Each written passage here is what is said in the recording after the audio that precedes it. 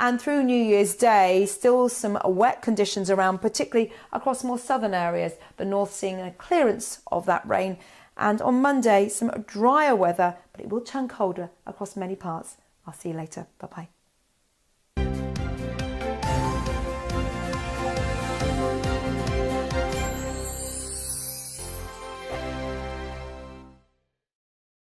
I'm Mark Dolan. Join me at 11 on GB News for Headliners, in which I'll be joined by two of the UK's top comedians discussing tomorrow's papers. If it's an important story, we'll cover it, but we'll have some fun along the way. Headliners, the late-night paper review that won't send you to sleep like the others will. 7 nights a week at 11 p.m. on GB News.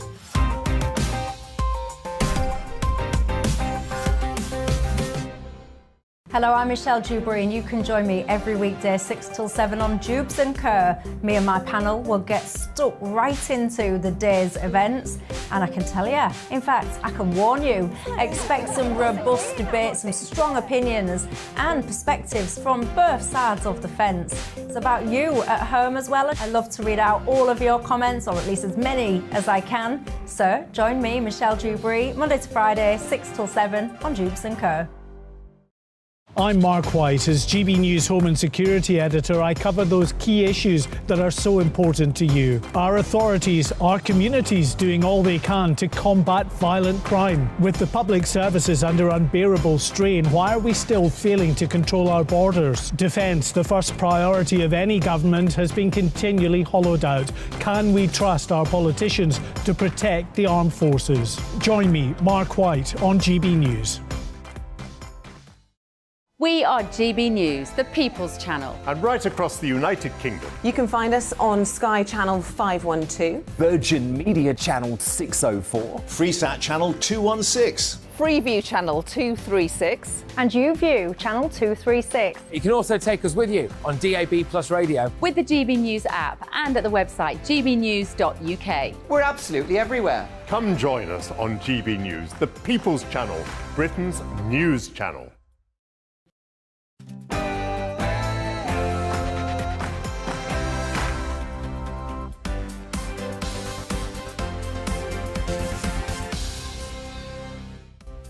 Good morning. You're watching and listening to Friday Morning with Esther and Philip here on GB News. Coming up this morning... Well, we'll be analysing all of the big stories of the day and looking back at the politics of 2022. We'll also be asking, will Suella Braverman's, the Home Secretary's, latest suggestions on how to curb inflation, will it work? And that's getting immigration. What did I say? Inflation. Inflation. I've got inflation on the head. Immigration. Exactly. Stopping those student visas for dependents. And we're once again talking about COVID. Should we be screening people who come into the country from China, or are we once again overreacting to the possibility of a new variant? And remember to get in touch with us at gbviews at gbnews.uk. We want to hear what you have to say. But first, it's time for the news headlines with Rhiannon.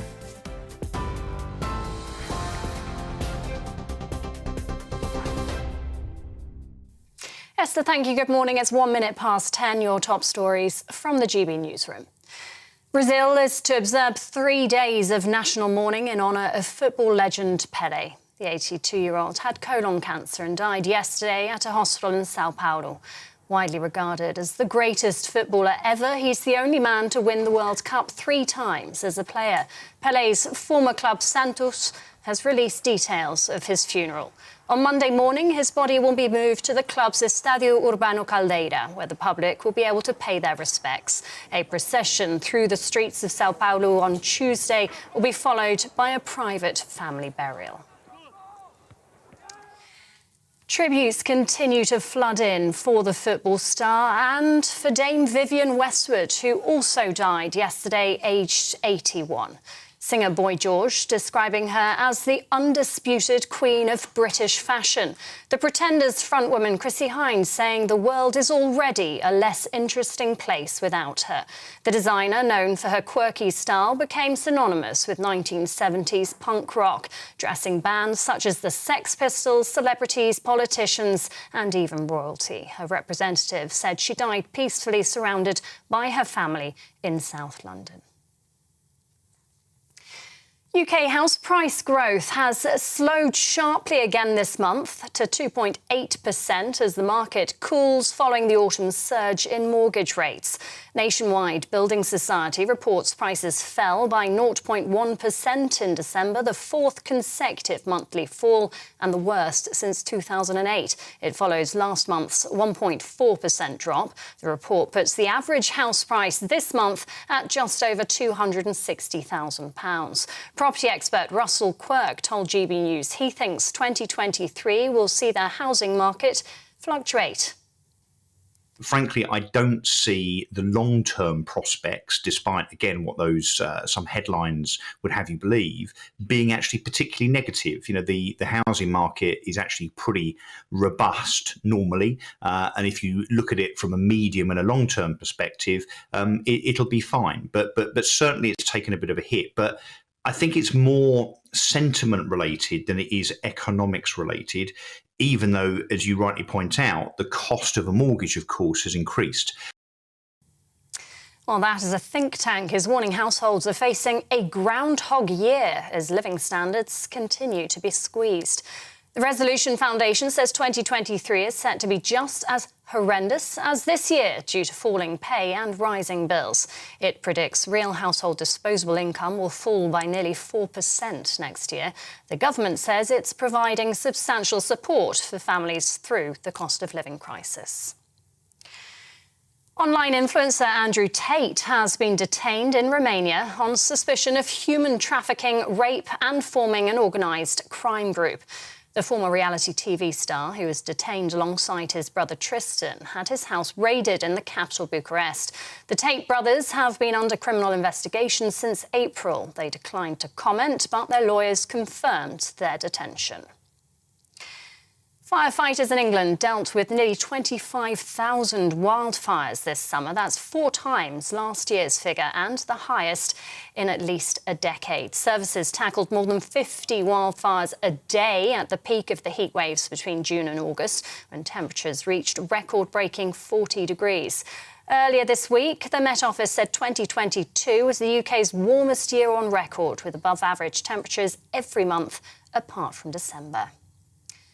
And staying with the weather, people are being urged to think about delaying travel as an amber weather warning of heavy rain has been issued for parts of Scotland.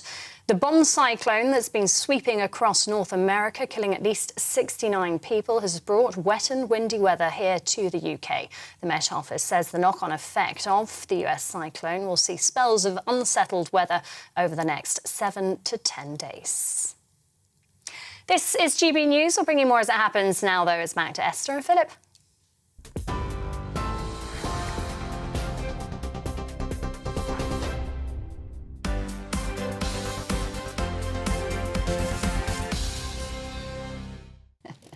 Thank you, Rhiannon.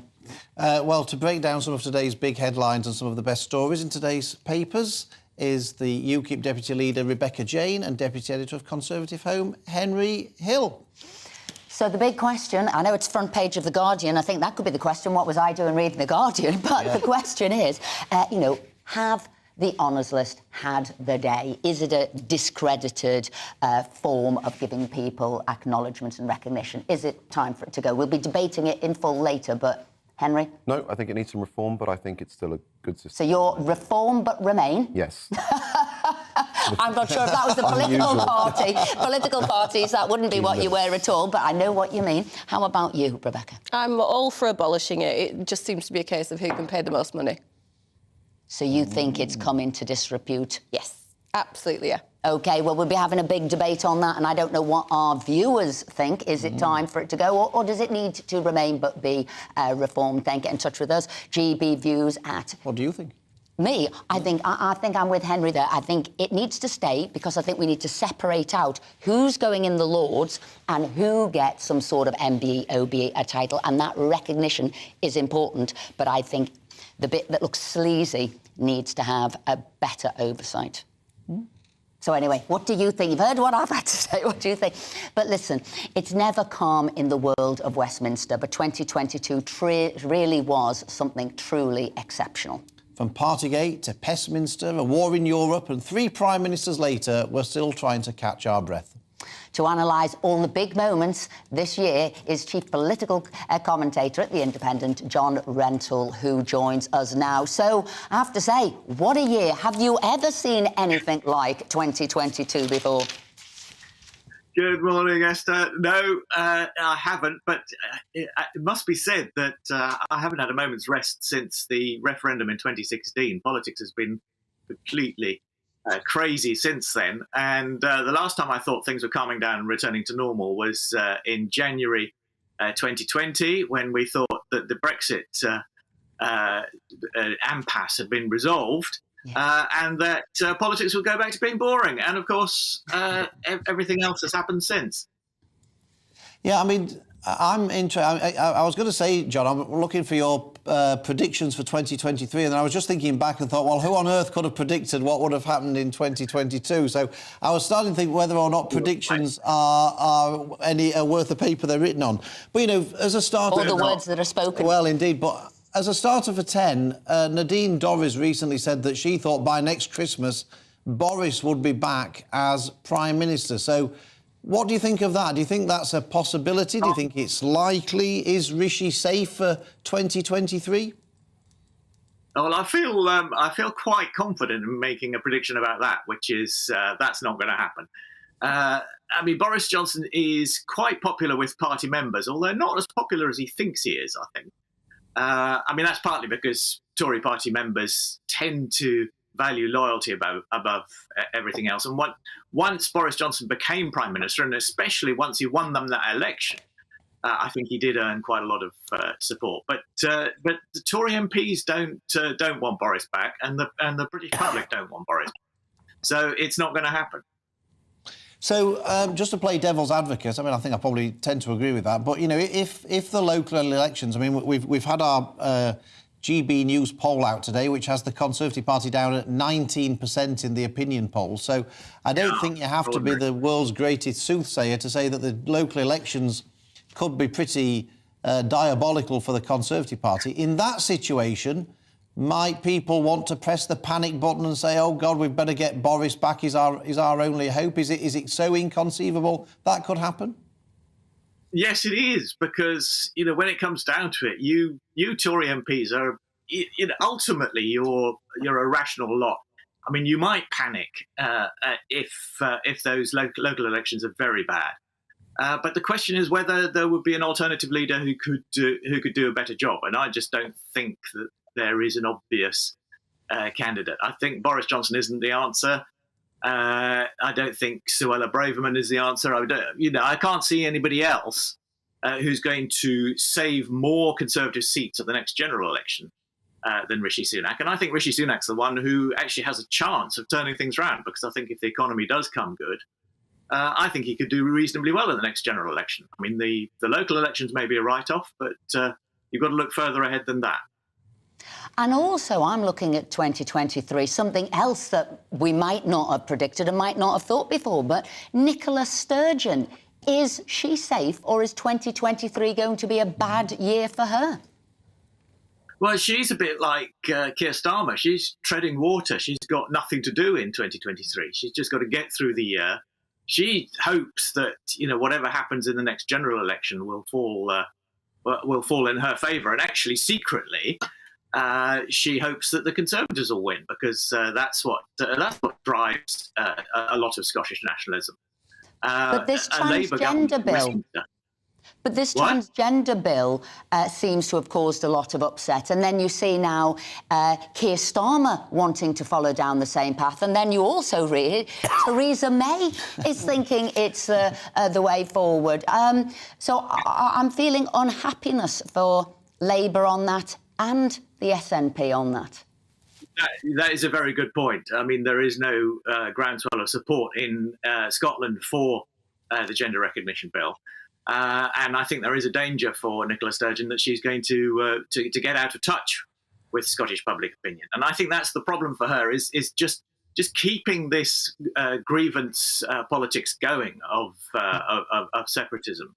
It becomes harder and harder the more years go by, and you fail to deliver the main thing that people voted you in for. But the grievance politics she might not have expected is the upset in her party. I believe 50% of the members of the SNP aren't in favour of this transgender bill, and her own deputy isn't. So is she now whipping up this desperation to keep the independence argument going and separation from the UK? Is she causing internal upset? Yes, and she's desperately trying to distract attention away from the SNP's poor record in running the NHS and schools in Scotland. The gender recognition bill is, could be the straw that starts to break the camel's back. I mean, maybe, and I'm opposed to Scottish independence, so I'm biased in this, but I do think she has a problem in just trying to keep it going for so long that eventually her unpopularity on other things is going to catch up with her.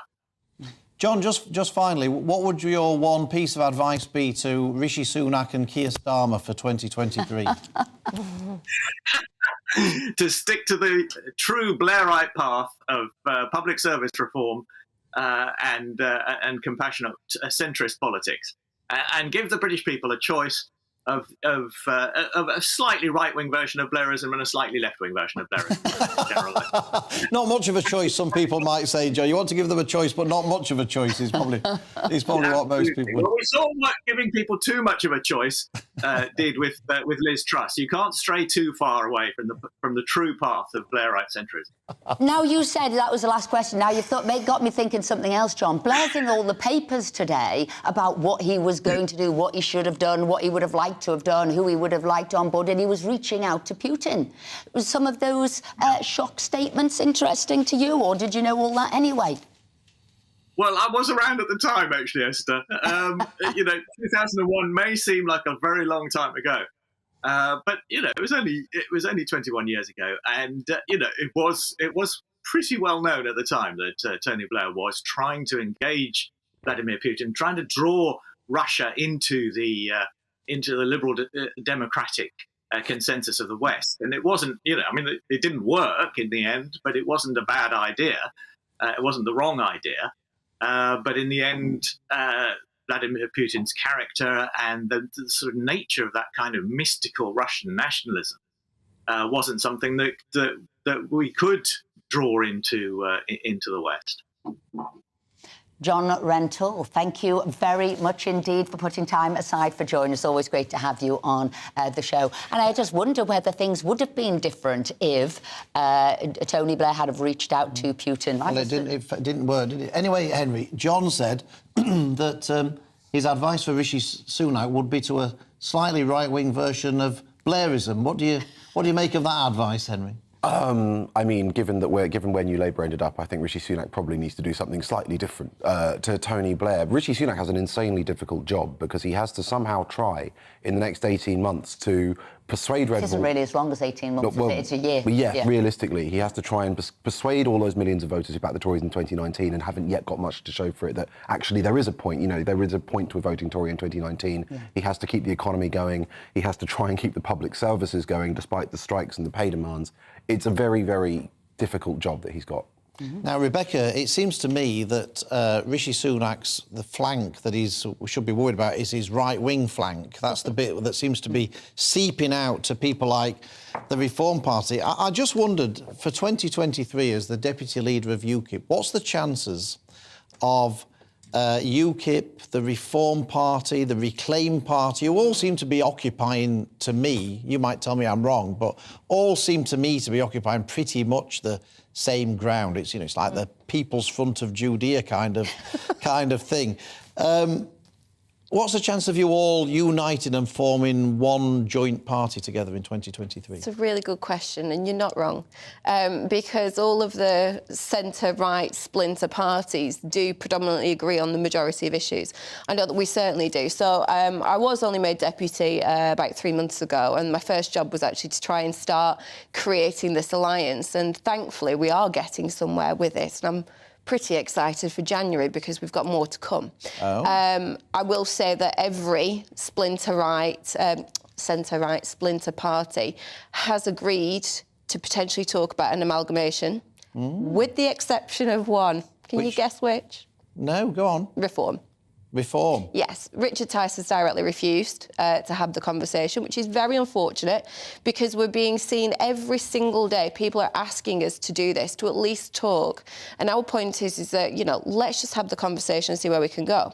So we've started having the conversations. There is a plan potentially being put in place as to how we can all come together. But yes, the country needs one strong party. We will reach out to Richard Tice to ask him to come and explain his side of that particular and I just story. wonder, will you all fall out again when you can't decide on what the name's going to be because of the name? I will say that we have a plan for that as well. We have a plan for who will be leader, how it will look and what the name will be. Is there anything you want to share with us today? Well, I think that's pretty exclusive. Well, it was. That was very... At the end of January, come back to me. We will. We'll have you back on the show. Henry, the other thing, which I feel is unfair criticism against Rishi, but I'm seeing it gathering a bit of momentum. People keep saying, oh, he's invisible, we haven't seen him.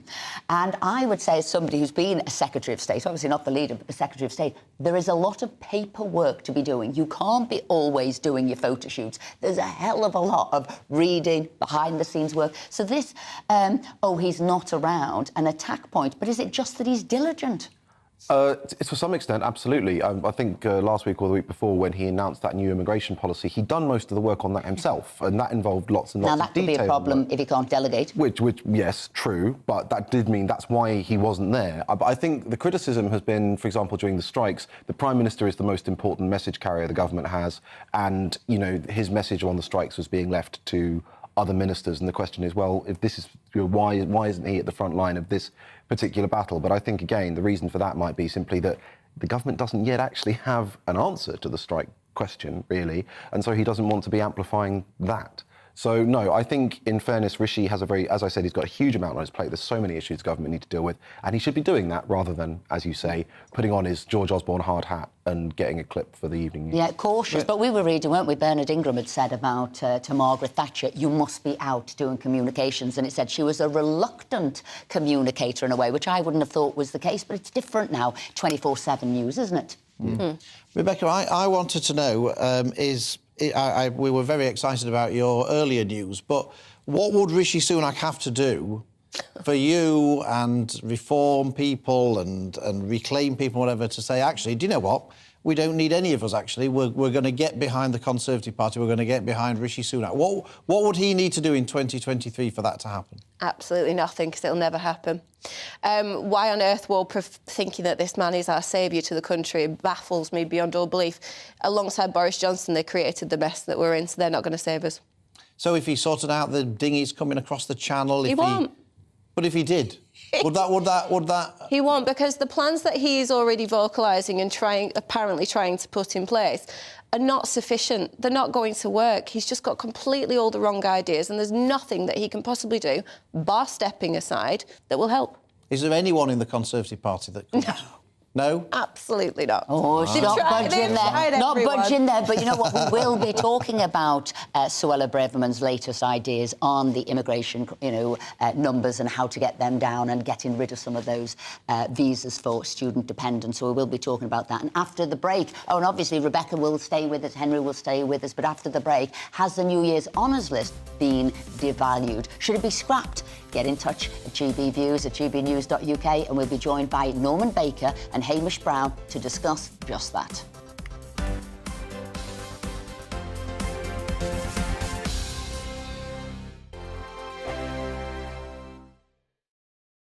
Monday to Thursday, 9 p.m. till 11 p.m. Join me, Dan Wootton. I'll bring you the sharpest takes and hottest debates. Do you not believe in prison? I don't believe in prison. I'm completely stunned. I guarantee you there'll be no spin, no bias, no censorship. I actually was personally quite offended by it.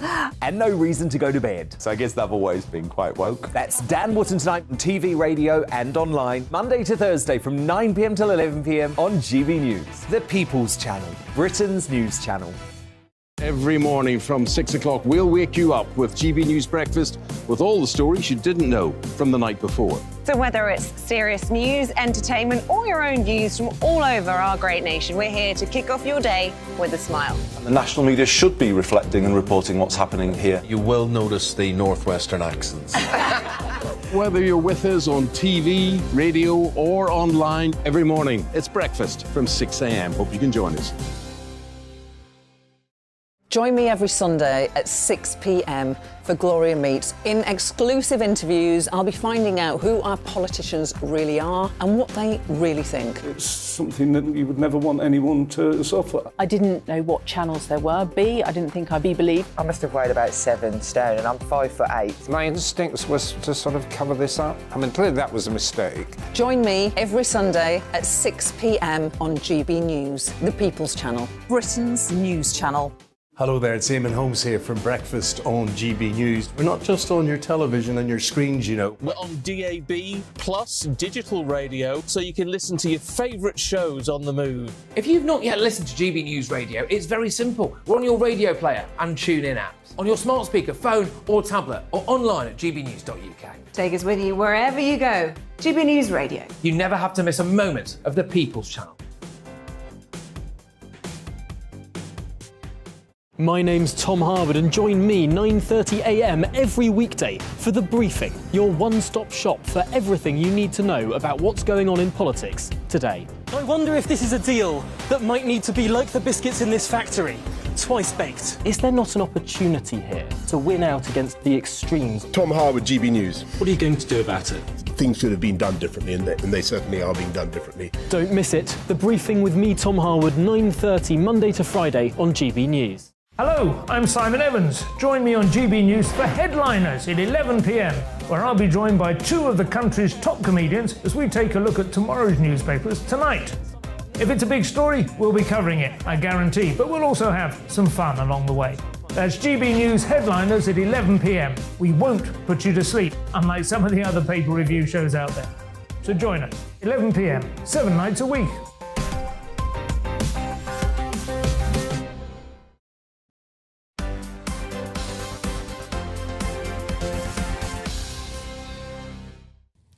Welcome back. It's 10:25 now. We're fast approaching the end of 2022 and it's getting closer to the yearly New Year's honours list. Well, some are claiming that the yearly tradition should be reformed or even scrapped.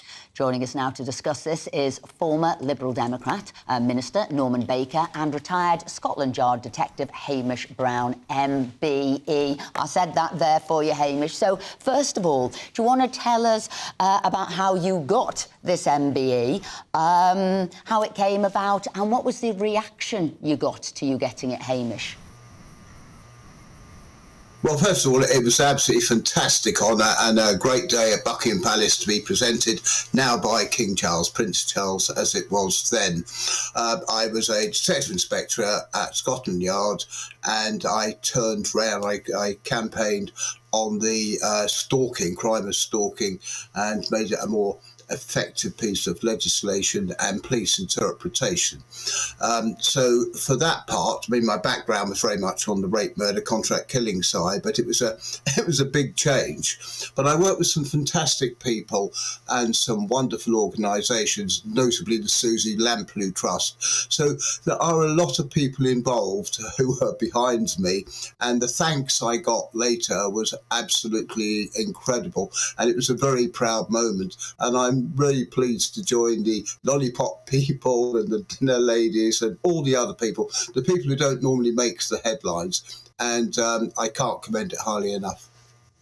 Hamish, I just wondered, do you feel ever that when you see the recipients of honours, and I don't think anybody would quibble with yours, but when you see some of the controversy over some of the other awards, do you sometimes feel that your honour's been devalued by other people who have received one that perhaps may not have been quite as deserving? Yeah, there's no room for any jealousy in this. My award was certainly not devalued whatsoever. As far as other people, then that's a private matter. There has been some criticism that people were given awards to keep quiet or move on. Well, maybe the system isn't as transparent as it should be, and there's much to be said for it to be looked at, but certainly be retained because it means so much to people. Yes, people in public life do come forward, they are honoured, but the likes of me and all the other people, the unknowns, it adds strength to the honour system, the fact that the famous people are actually rewarded.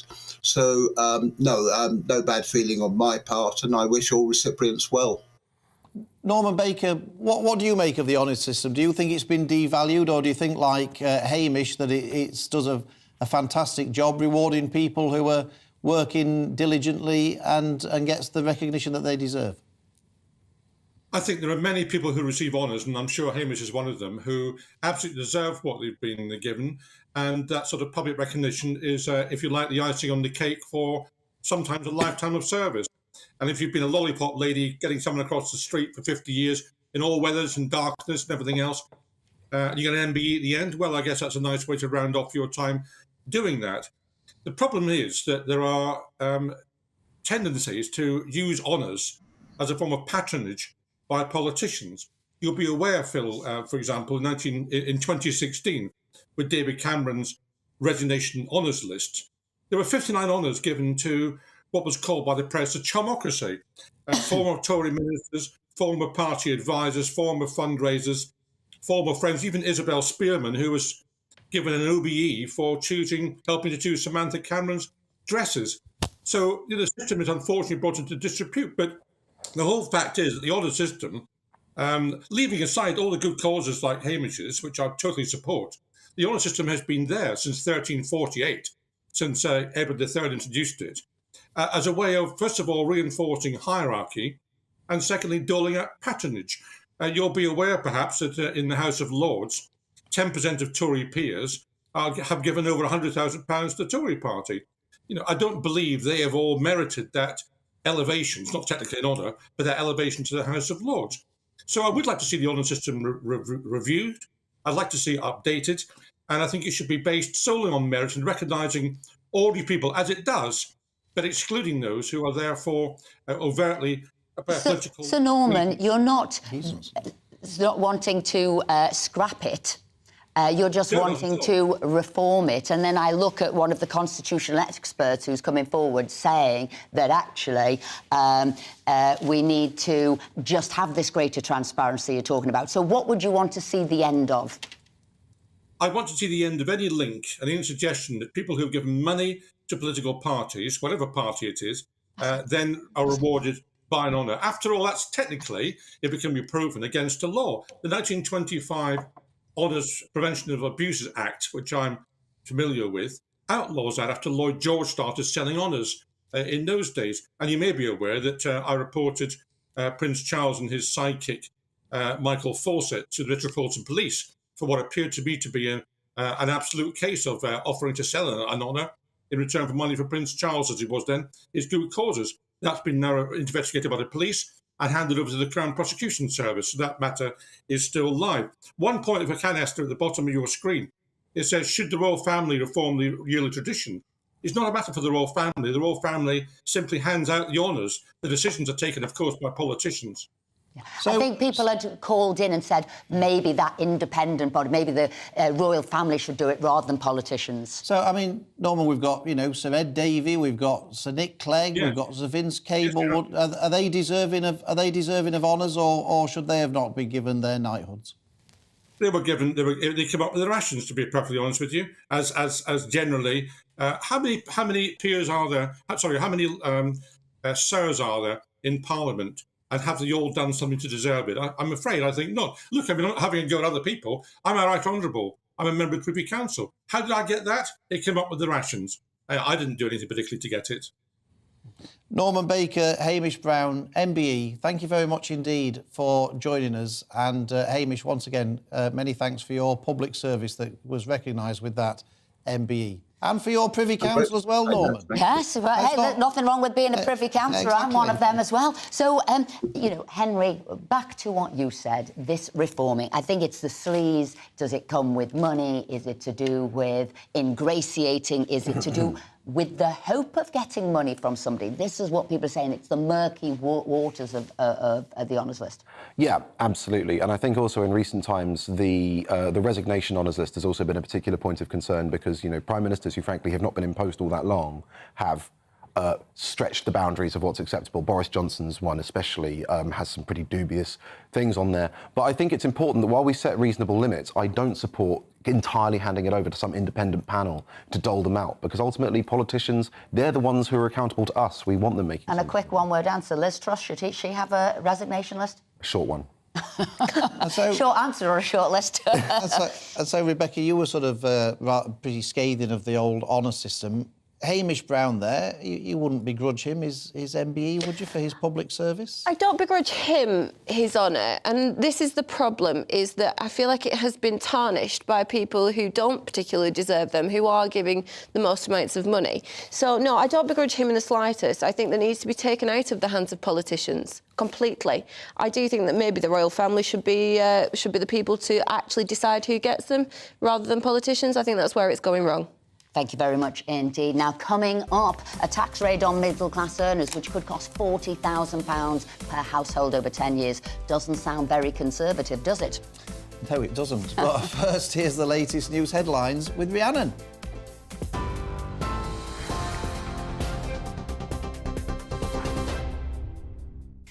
Good morning. It's coming up to 10:34. Your top stories from the GB newsroom. Brazil is to observe 3 days of national mourning in honour of football legend Pelé. The 82-year-old had colon cancer and died yesterday at a hospital in Sao Paulo. Widely regarded as the greatest footballer ever, he's the only man to win the World Cup 3 times as a player.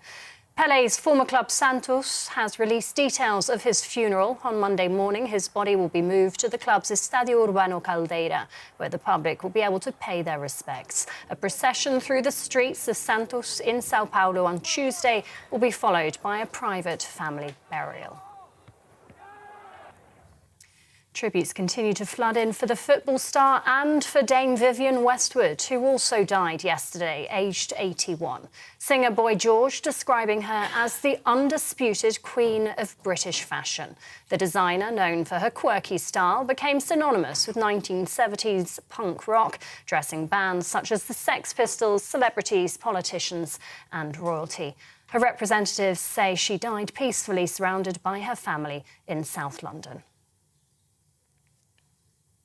UK house price growth has slowed sharply again this month to 2.8% as the market cools following the autumn surge in mortgage rates.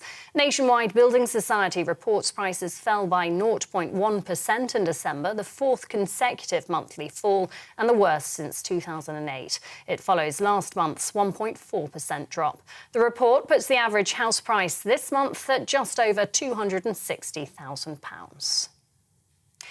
And some breaking news just in. A 30-year-old man from Tranmere, arrested on suspicion of the murder of Elle Edwards, has been recalled to prison on licence. Merseyside Police says a 19-year-old woman from Rockferry has been bailed and a 31-year-old man remains in custody. 26-year-old Elle Edwards was killed outside a pub in Wirral on Christmas Eve. TV, online and DAB+ radio, this is GB News. Don't go anywhere. Esther and Philip will be back in just a moment.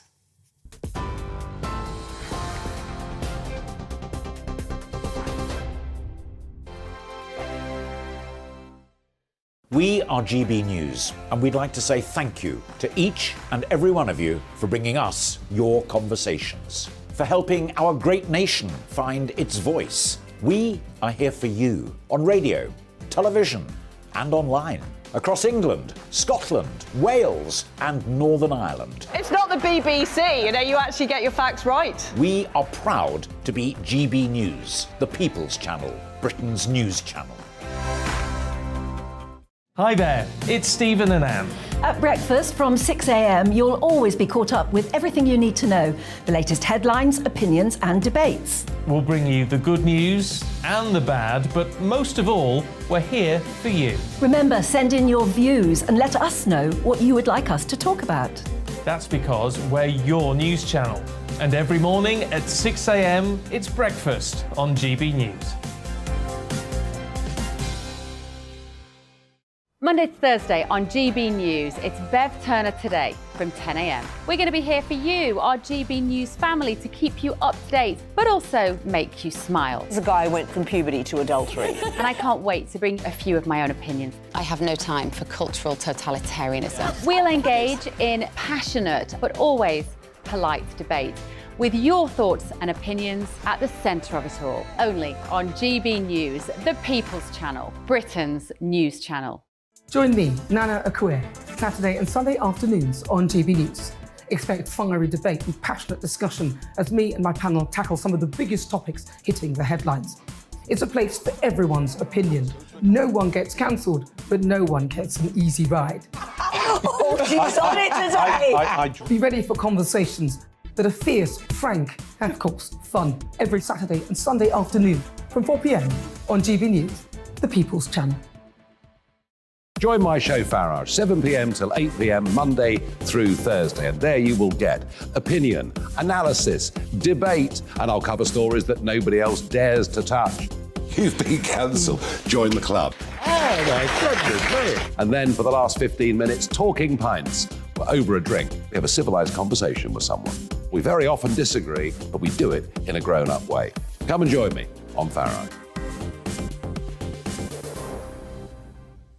We are GB News, the People's Channel. And right across the United Kingdom. You can find us on Sky Channel 512. Virgin Media Channel 604. Freesat Channel 216. Freeview Channel 236. And YouView Channel 236. You can also take us with you on DAB Plus Radio. With the GB News app and at the website gbnews.uk. We're absolutely everywhere. Come join us on GB News, the People's Channel, Britain's news channel.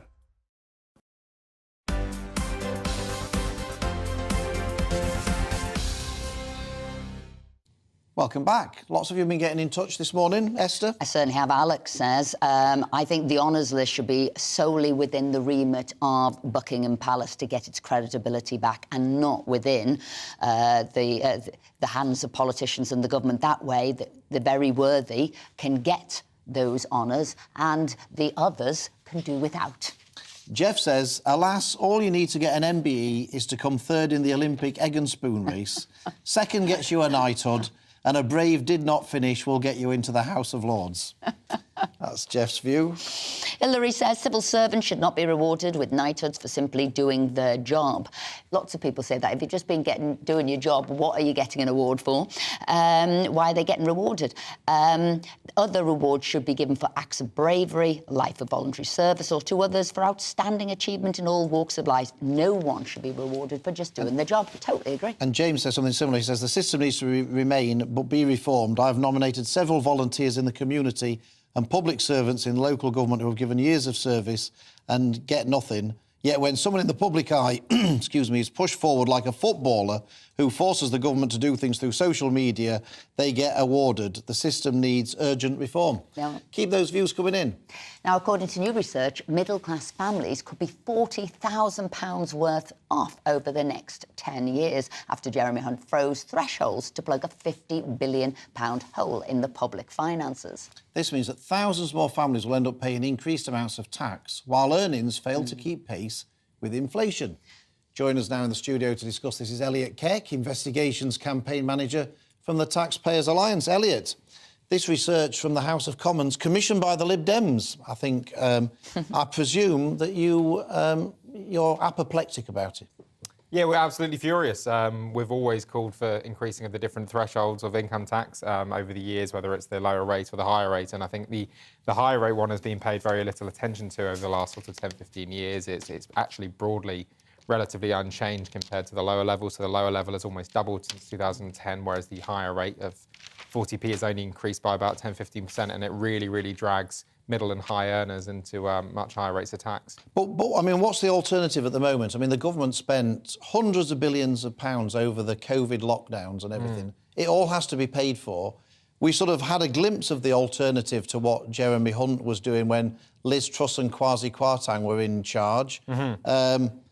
That didn't go particularly well, did it? So, I mean, you know, the pound collapse and all the rest of it. So what's the alternative to this at the moment with the state of the finances as they currently are? Well, listen, clearly the amount of money that the government takes in is not directly linked to the quality of services, and we've seen that over the years. We've seen taxation go up and up and up, and spending going up and up and up, and actually we're seeing services slide. So there's a huge amount of waste across the public sector that we need to tackle, and that's really one of the first things the government should be doing.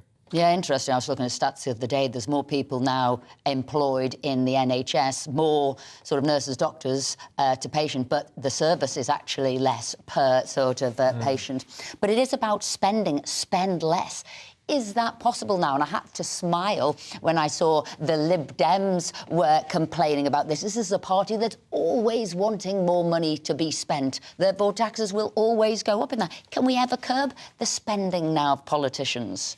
Well, I don't know whether it's actually possible, but it's something we have to be calling for. You just saw yesterday the Sun splashed on £30 million in vouchers being given out to civil servants. We've seen, time and time again, whether it's 50, 60, 70 million pound being spent on diversity roles. Right across the public sector, there's a huge amount of waste. And what the 40p rate is now doing is it's funding some of this profligacy. And the 40p rate, when it was brought in the late 1980s, only about 1.7 million people were paying it. So, generally only the very well off. Now it's 6 million, so it's clearly unsustainable. And I think it's the stealth part that people don't like. If you saw your taxes were increased, you'd realise that, no, this wasn't. This has hooked people in and they didn't know about it. And it means teachers, nurses, doctors will be paying this 40p rate. The highest paid nurses are on sort of £50,000, £55,000, and they're going to be paying that 40p rate increasingly over the years. Yeah, I mean, it's just, I don't know what you think, but when I get emails from constituents, very rarely do they say, I want my taxes cut in. I'm sure they do, but they often say they want more money spent on this and more money spent on that, and politicians tend to sort of follow what that kind of agenda, don't they? And so we're in a sort of never-ending circle of higher spending, higher tax.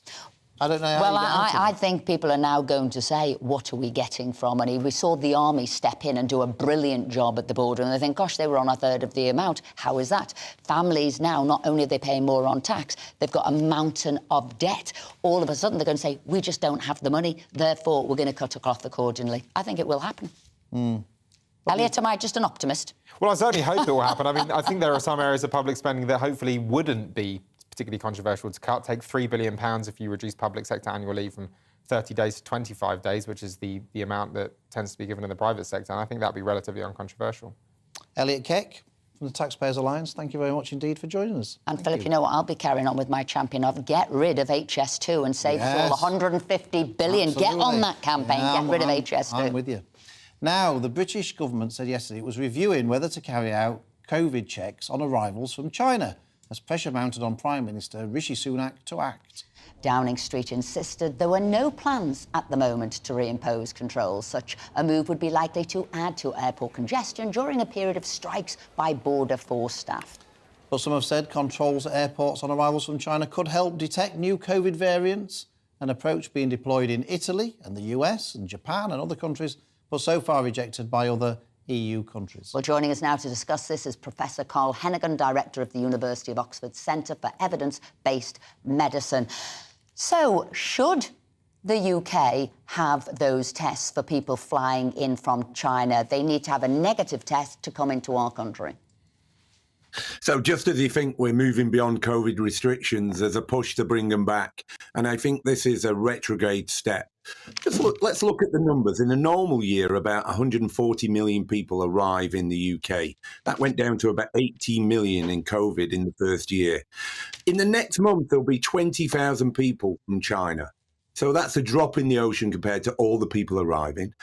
Also, we've got about 1 million people with infections. So even if, say, 50% of them come in with infections, it still will only be a small percentage, 1% of all those infections. So the question is, if you're going to put restrictions on China, what is it you're trying to achieve? And also, you're starting to introduce the potential for a tit-for-tat response. What happens when our infections go up more? Well, then other countries say, well, we're going to put restrictions in place. And I do think what's happening now is there's a bit of an industry for certain groups of people, certain parts of the industry want this to keep being in the news and being an issue. And that's a major problem for us. I think the government here, and this is an important bit for the Prime Minister, has to come out strong on this. Because if he looks weak and sort of we're looking into it, it's under review, then actually he looks weak in the eyes of the public. And then everybody will start to think, well, restrictions are around the corner again. And that's the real concern for me here. So, Carl, what would you say to people who say, well, look, you know, people could be coming in from China, they might be... they may not have been vaccinated, they may get ill, it'll put pressure on our NHS if they get ill while they're over here. It could bring in a new variant that might cause health problems for people in the UK that the vaccination may not work against. What do you say to people who raise those concerns? So when you say could bring in a new variant, you could put any exposure before that. You can put anything you like, because the idea that new variants will emerge is part of what happens with an endemic virus. So you can never be wrong if you say, well, let's just be careful because a new variants are emerging, therefore we should lock down from Italy, we should lock down from China, just in case. You'll never be wrong, because new variants will emerge at some point in time. That's what happens with an endemic virus. The second issue right now is I still don't understand why we haven't widened the scope of the discussion, because right now, yes, the NHS is under severe pressure, but it's under severe pressure because we've got RSV in children that's been circulated, influenza that's been going up and causing more admissions than COVID. And yes, we've got coronavirus circulating, and we've got the strep A phenomenon, which is really overwhelming the services at the moment. I can tell in urgent care, I worked over this Christmas Boxing Day, the number of children coming forward because parents are anxious and panicking is significant at this moment in time. And you're seeing across the board, I was reading yesterday in Manchester, 98% of beds occupied. We have failed to prepare again for winter. And at some point at the government level, somebody is going to get a grip and say, we have to prepare for the months of December and January for a highly predictable rise in infections due to respiratory pathogens. And somewhere we need to increase capacity by about 20% for this time of year at the urgent care front line to deal with the increase and allow all the other services to carry on. I've got one final question, because you're quite right. I felt this was an instance to open up the debate on other things, and I thought, surely did people not see that the extreme lockdown, the net zero COVID, as it were, and what it did by locking China down, it did not work? Is that not what has been exposed here? What China did not work? I think there's lots of things been exposed here. The number one is we went into lockdown based on China's response, China's data. And what we're seeing over time now is that data becoming unreliable. We just cannot use any of their data to model what we think is going to happen. The second thing is we tried to follow the zero COVID lockdown policies for most of 2020 and into some aspects of 2021. And you're showing that's a failure. I think what's happened in China is largely it's been a political issue. Is President Xi had his elections in November, and since November, the policy has started to change, particularly as their policy has looked out towards the rest of the world and said, why is the rest of the world opened up and we're still closing down? So I think if you look at the concept of lockdowns and restrictions, they're a failed policy, but there's an industry that somehow still wants these to come back as though there's some panacea and they help save lives. Actually, in the long run, they're so detrimental to society. And you talked about it before. All of this cost crisis, all of the problems we're now facing are a direct consequences of trying to shut down a global economy for at least 18 months. And we are going to pay the price for quite some time to come. Carl Hennigan, thank you very much indeed for joining us this morning. You're welcome. We've still got Rebecca Jane and Henry Hill in the studio. Rebecca, I mean, I love listening to Carl. He's a breath of fresh air, in my opinion, with his expertise and common sense approach. I mean, I'm finding it. Do you feel like me? This is very depressing. That you get a bit of an outbreak of COVID somewhere, and the first thing lots of people are saying is, "Oh, we need restrictions. We need even though they failed miserably last time." Do you find that as depressing as I do? Yeah, sick of it. Which, for me, I have to stop listening to this. Well, he's brilliant, but I have to stop listening to the mainstream agenda of this, because for me, it's not the case. China, it really did not work. I think that we're all getting extra illnesses and being so poorly at the minute because we were locked down for so long. And I think that illnesses are coming back with a vengeance. It has to stop, and we have to just have this as part of normal life. And we can't keep letting China lead the way, because they were the worst of all. Henry, do you think the governments will resist these siren voices to introduce restrictions and things? Yeah, absolutely. I think if there's one thing we do know about Rishi, it's that he did not like lockdown. He did not like the economic consequences of it. The chances of him going for it, I think, are pretty much zero. And what would Conservative Home subscribers and members think about that? I mean, we haven't surveyed them, but I imagine they'd support him, to be honest, at this point. Coming from another viewpoint, some people will say, well, what does it matter if we just ask people for a negative test coming from China. I can hear that sort of voice coming forward. Well, if they're paying for the tests, if they're doing it and we ask for them, what is the problem in that? There's no point to it, I guess, is the problem, isn't it? Yeah, and it's the little things that keep on creeping in. This is how we started in all of this. So our problem is, and this is what I'll get into the root with, it isn't the negative test there, it's the fact that it is the start of the increase, which is sort of what Carl Hennigan said. And remember, there's lots of people with a vested interest earning millions and millions out of these tests. Yeah. And so... Sorry, were you going on? No, go on. So often what happens all over the place in British politics is lots and lots of these tiny policies which seem harmless. They get passed, they add up, and then all of a sudden, 5-10 years down the line, you've got thick with them and you can't move. Right, well, they'll be staying with us. We want to hear your views, too, about that matter. Now, the number of stay-at-home fathers has jumped by a third since lockdown. The Office for National Statistics data has revealed 1 in 9 home parents are dads, up from 1 in 14 in 2019. The number who quit jobs to look after their children rose by 34% in the same period. Although stay-at-home dads are still a minority, the number of mums opting out of the workforce has dropped from 1.3 million in 2019 to 1.2 million this year. Joining us now to discuss this is the Joint Chief Executive of the Fatherhood Institute, Adrienne Burgess. Adrienne, is this something that should be celebrated? Is this something that we shouldn't care about? Does it really matter? What's your take on these figures? Yes, well, the more care that fathers do, the more you equalise care between women, between mothers and fathers, the more equality you have. So that's a really basic thing. It also enables mothers to work more, and that boosts the economy. So that's another positive. But actually, the stay-at-home dads figures, while it's interesting, is just the tip of the iceberg. So when The Guardian reported this, they reported that, and then they reported the rest of the data, which is that fathers, the care gap and the housework gap between mums and dads have narrowed. So fathers are now doing 14% more care and around the same more of housework since before the pandemic, and mothers are doing about 4% less. So, Adrienne, what are you most excited about? Is it the fact that men are doing a little bit more around the house, or that we've got more stay-at-home dads? I'm less excited by the stay-at-home dads, because stay-at-home dads and stay-at-home mums are minorities these days. You know, they're there when the children are very small, but, you know, most of them, I mean, some mothers continue, but most fathers and mothers don't. So I'm not excited by that.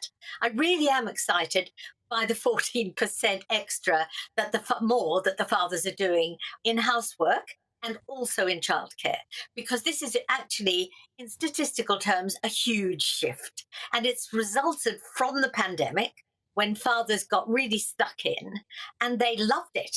You know, yes, it was stressful for everyone, but they came out of that. We did a report called Lockdown Fathers, where we investigated this. And the fathers overwhelmingly said they never wanted to go back to the way it was before, where the mums did so much more and they felt shut out of their children's lives. You know, well, they had experienced what it was. Adria, I'm excited myself. I'm excited to know that when I go home tonight, the dishwasher will be packed, the hoovering will have been done. Fantastic. Not everyone's as under the thumb as I am, though, Adrienne, that's the thing. How do you think this will affect society? I ask that because we've talked a lot, the fact that men don't go into being maybe primary school teachers or teachers. Do you think this could alter what men choose to do as a career? Because I think children suffer from not having male role models in school. I absolutely hope so. And one of the things I think might make a shift is the fact that because so many more fathers are working from home part of the time or all of the time even, that's really allowed the shift to continue. Not all families, of course, but what I'm excited about is the thought that because the fathers are working from home so much more, they're able to, in most jobs, not all, Adrienne, we're going to have to end it there. I'm glad we're all excited and have a great new year. But that's it for the first hour. Coming up, Suella Braverman has announced new plans to make immigration harder. And are we witnessing the decline of Elon Musk? We'll be looking at how he's facing a fight for survival on several fronts. We'll also be asking one of Pele's former agents about his memory of that footballing legend. So don't go anywhere.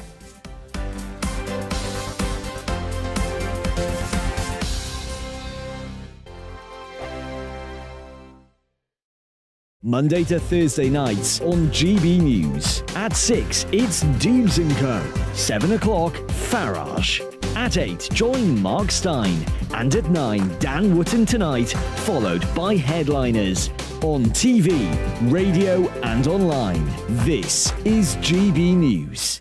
Here on GB News Live, we'll be keeping you in the picture, finding out what's happening across the country and finding out why it matters to you. We'll have the facts fast with our team of reporters and specialist correspondents. Wherever it's happening, we'll be there from 12 noon on TV, radio and online. GB News, the People's Channel, Britain's news channel. Hello, I'm Michelle Dewberry and you can join me every weekday 6 till 7 on Dubes & Co. Me and my panel will get stuck right into the day's events and I can tell you, in fact, I can warn you, expect some robust debates, some strong opinions and perspectives from both sides of the fence. It's about you at home as well. I love to read out all of your comments, or at least as many as I can. So join me, Michelle Dewberry, Monday to Friday, 6 till 7 on Dubes & Co.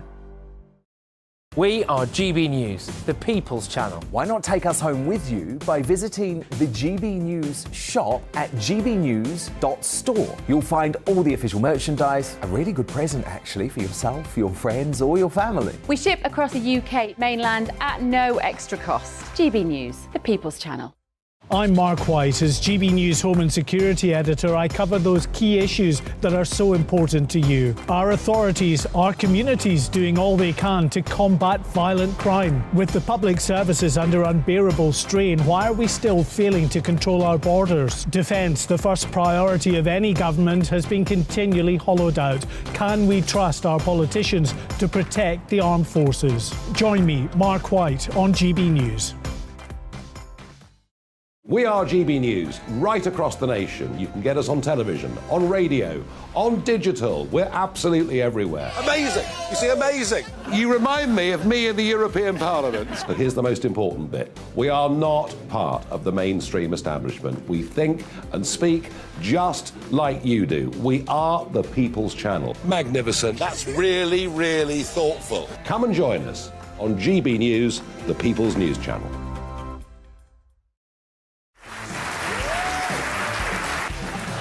My name is Andrew Doyle. Join me every Sunday evening at 7 p.m. for Free Speech Nation. This is a show where we address current affairs and news stories of the week with the help of two wonderful comedian panellists. I brought in comics because I want to give it a lighter edge, and also they work for less. See you there.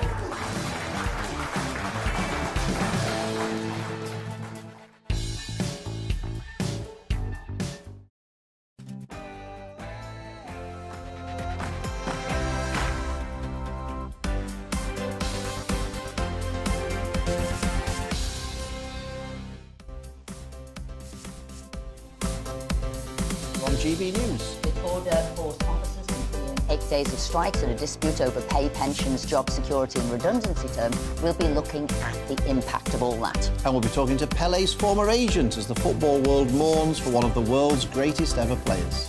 And remember to get in touch with us at GBViews at gbnews.uk. We want to hear from you what you have to say. But first, it's time for the news with Rhiannon.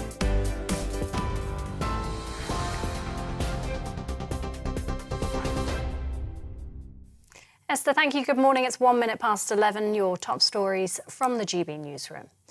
Brazil has begun 3 days of national mourning in honour of football legend Pelé. The 82-year-old had colon cancer and died yesterday at a hospital in Sao Paulo.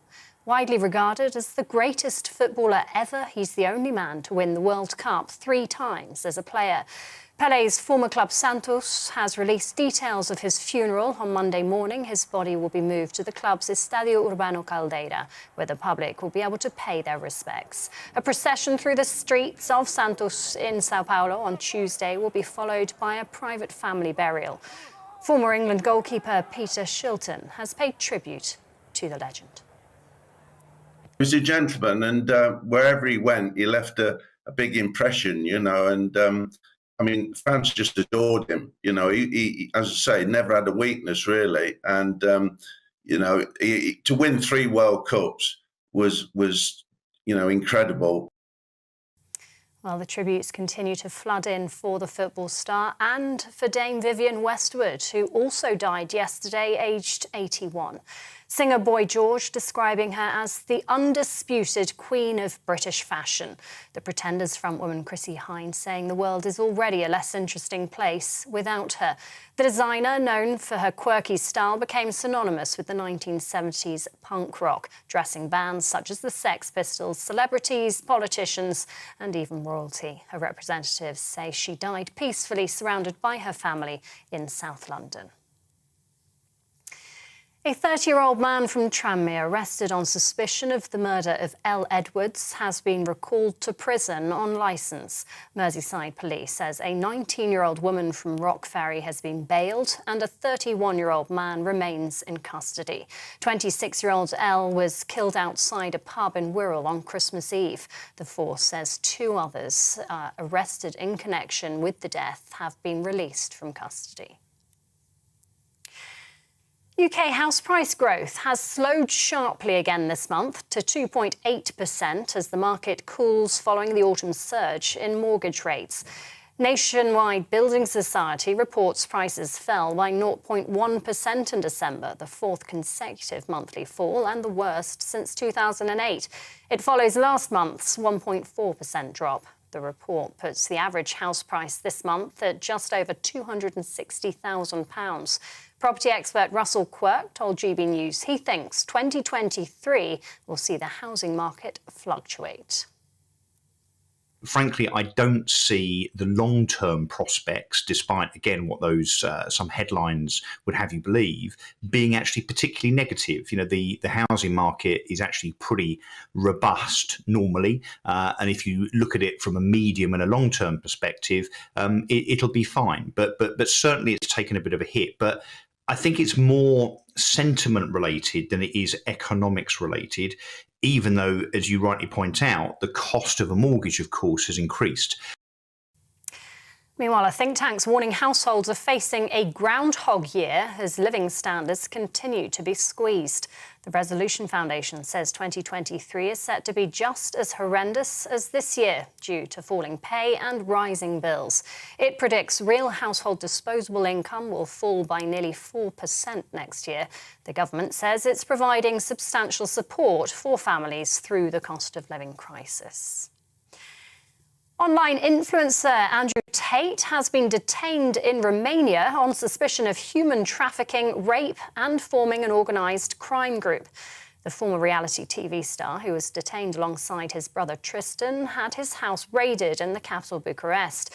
The Tate brothers have been under criminal investigation since April. They declined to comment, but their lawyers confirmed their detention. Firefighters in England dealt with nearly 25,000 wildfires this summer, 4 times last year's figure, and the highest in at least a decade. Services tackled more than 50 wildfires a day at the peak of the heatwave between June and August, when temperatures reached record-breaking 40 degrees.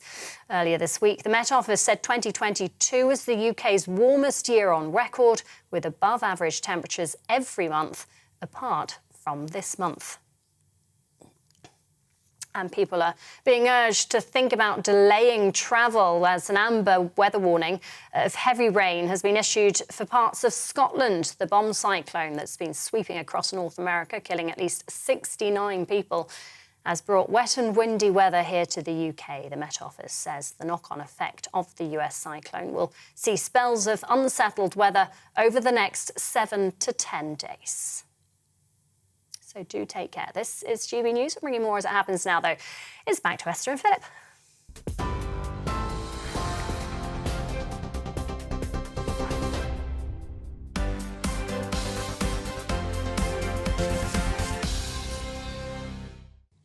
Thanks, Rhiannon. We're still joined in the studio by Rebecca Jane, Deputy Leader of UKIP, and Henry Hill, Deputy Editor of Conservative Home. The front page of the Times today I found quite interesting. Strike costs will force unions into climb down. Henry, the government's been very tough on the strikes, and it hasn't really given way at all. And do you think that's popular with Conservative-minded people and Conservative supporters? Are they cheering on the government for not caving in to the unions? So Conservative Home surveyed our panel, and we published this result today, which found a majority of our panel support the government's policy on pay disputes. Some with a caveat that maybe the very popular people like nurses should get different treatment. But generally, I think Conservative voters and Conservative members support a tough stance on public When you pay. say a tough stance, was that just not saying, look, there is a pay review body that does it, it shouldn't be politicised? Did you look further into that? They were separating out. It wasn't the tough stance. It was like, this is the way it's done. It's not meant to have the politicians in there. Well, I mean, that might be one for future reference, for a future survey. Well, this was a very top-level question on do you support the government's pay policy or not, was the question that we asked. Rebecca, do you think the government are doing the right thing by playing hardball with the unions? And as this article says, that they're going to run out of money. The unions not going to be able to keep these strikes going for much longer. So, do you support the government in this regard? I do. I think that obviously the nursing strike, for me particularly, is one that is cutting quite deep. I think that if they hadn't have gone in at such a high figure of 19%, I don't think that we would be in this mess. I think they may have actually negotiated. I believe that everybody deserves a pay rise in the country today because of what's actually happening. The problem is it feels a little bit of a luxury for people that are in these public positions and employed positions, whereas self-employed people can't do this.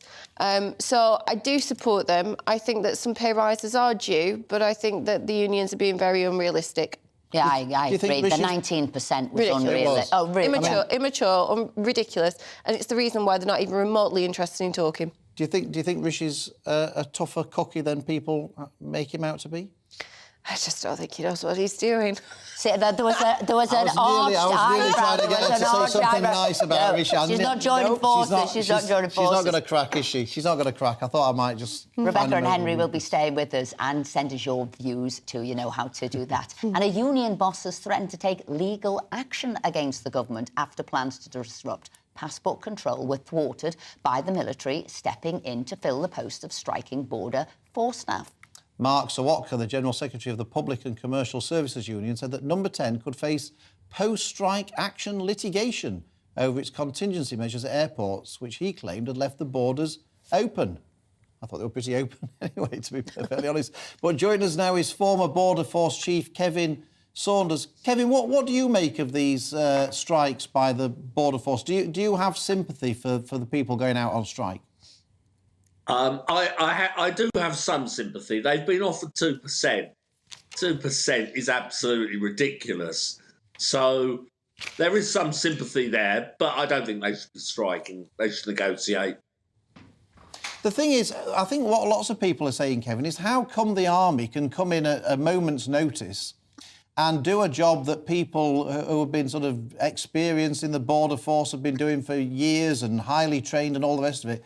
Isn't it a bit embarrassing for the Border Force that the army come in and everything seems to be running a lot more smoothly than it normally And does? the public are calling for the army to remain. Well, exactly. Is that not embarrassing?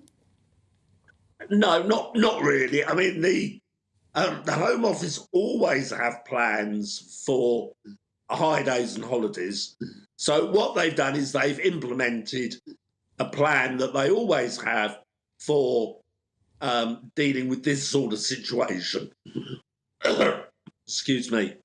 So it's well planned, well organised, well thought out. The military people are only really seeing Brits. They're not dealing with the more involved people who are not British. And it's relatively straightforward to deal with Brits. And at this time of year, 95% of the traffic are British. OK, so it was an easier job, is what you're saying, but they still did it very well. But then the other question we had here, because Philip was talking about open borders, and are the Border Force doing a good enough job on checking whether people are illegally, legally in the country? Because we found out that a UK Border Force official has been arrested on suspicion for him being an illegal immigrant himself. How did that happen? Surely the force should have been checking out its own staff. I've got to say, I have no idea how this happened because, this is a bit embarrassing if we've got an illegal immigrant who is actually working on the front line. But it's the civil service that would do the checks, all the checks, even before the person got to an interview stage. Passing the buck. So, not really, no, not really. But it is embarrassing. Yes, I agree with you. It's awfully embarrassing. But let's just going back to the strikes. Some people are saying that people are being waved through, and this is not true. All passports are being scanned. So nobody's being waved through. And when your passport is scanned, certain information comes up which it tells the person doing the scanning what to do, basically. Kevin, just going back to the point Esther raised, I just wondered whether or not, you say it's embarrassing for the border force and for the government, for the civil service, that somebody who potentially is an illegal immigrant was working there. But I just wondered, could this be a bigger scandal? May there have been a concerted effort from illegal immigrants to try and infiltrate the border force, to try and make it harder to stop illegal immigration into the country? Could this be a bigger issue than just one person? No, I don't think so. The checks that go on the control would stop this happening. So that this is just one rogue person who somehow has slipped through the net. It's not going to be a really big issue at all. So we've got to bite the bullet on this one, haven't we? Well, I'm sure people will be reassured to hear that anyway. Kevin Saunders, former Chief Immigration Officer, thank you so much for taking the time to join us this morning. And I think we picked up on a couple of points there, didn't we? I mean, one of them, for me, I thought the strike really had been a disaster for them. They were trying to hold the country to ransom in one way or another. That's why you go on strike, only to find out that other people, the army, could do it better than them. Yeah, absolutely. And I think that the union needs to be really careful about this litigation, because if it does turn out that it's illegal for the government not to have full border force in place, the obvious answer to that is that the border force is one of those institutions that shouldn't be allowed to strike. So yeah, and this is Mark Sawatka taking this case forward, which I did think was laughable. We don't let the police or the army strike for a reason. If he wants to establish that border force is another one of those agencies, well... Yeah, I agree with you. Good point. Rebecca, what do you think about the border force going on strike and the army stepping in and it all going swimmingly? Do you think that this has been a strike that's backfired from the border force workers' point of view? Yeah, I think this strike has been one that's definitely backfired. I think who else is left to go on strike at this point? But no, I think that there needs to be a pretty quick review of the people that should and should not be allowed to strike. And again, I think that they're one that shouldn't. And what about nurses? No, I don't think they should be allowed to strike, and ambulance workers as well. Firefighters? No.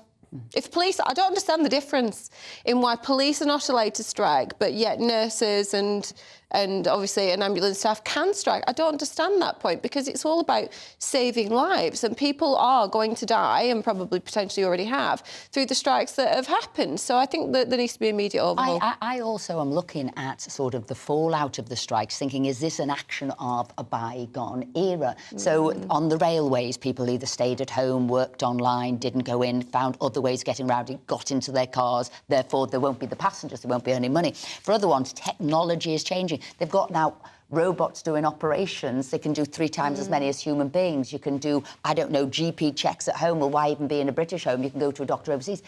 Is it going to be the start of unintended consequences, Henry?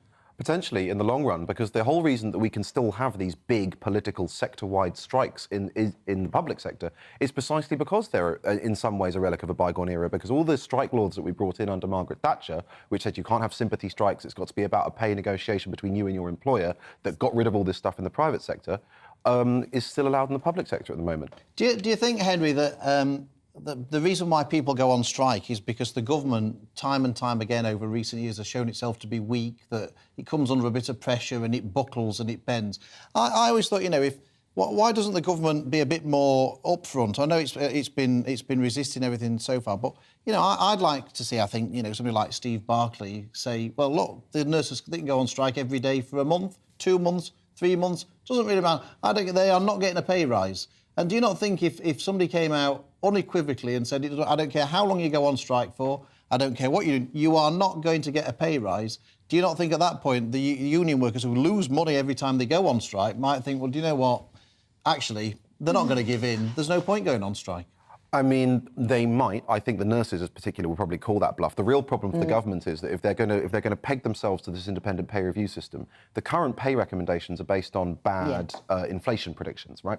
So next year, the pay review body is going to come back with very high settlements, probably, and then the government's going to have to find a way around I that. think I was more with Rebecca on this. I think I'm more nuanced. I don't think the government needs to go in heavy-handed. The public has come out and said the 19% was unrealistic. So it's who you're trying to bring on board, and I think it's the public, I think, rather than the politicians who pointed out the errors. Rebecca? Yeah. It feels like we're creating some kind of, like, civil war within the country because we're all arguing against each other. I don't think there's many people that disagree that nurses do deserve a pay rise. Everybody deserves a pay rise in certain regards. But you're going too far, and you're penalising the wrong people and the people that can't do anything about it. You need to actually penalise the government, and unfortunately, by holding us to ransom, it's not happening. Well, there you go. Coming up, after Suella Braverman pledged to deal with rising migration with a crackdown that will impact foreign students, we'll be asking, is the Home Secretary all talk, or can her plan make a difference? See you after this break.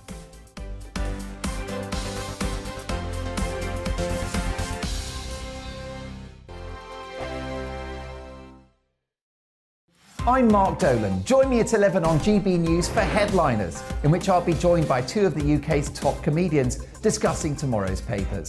If it's an important story, we'll cover it, but we'll have some fun along the way.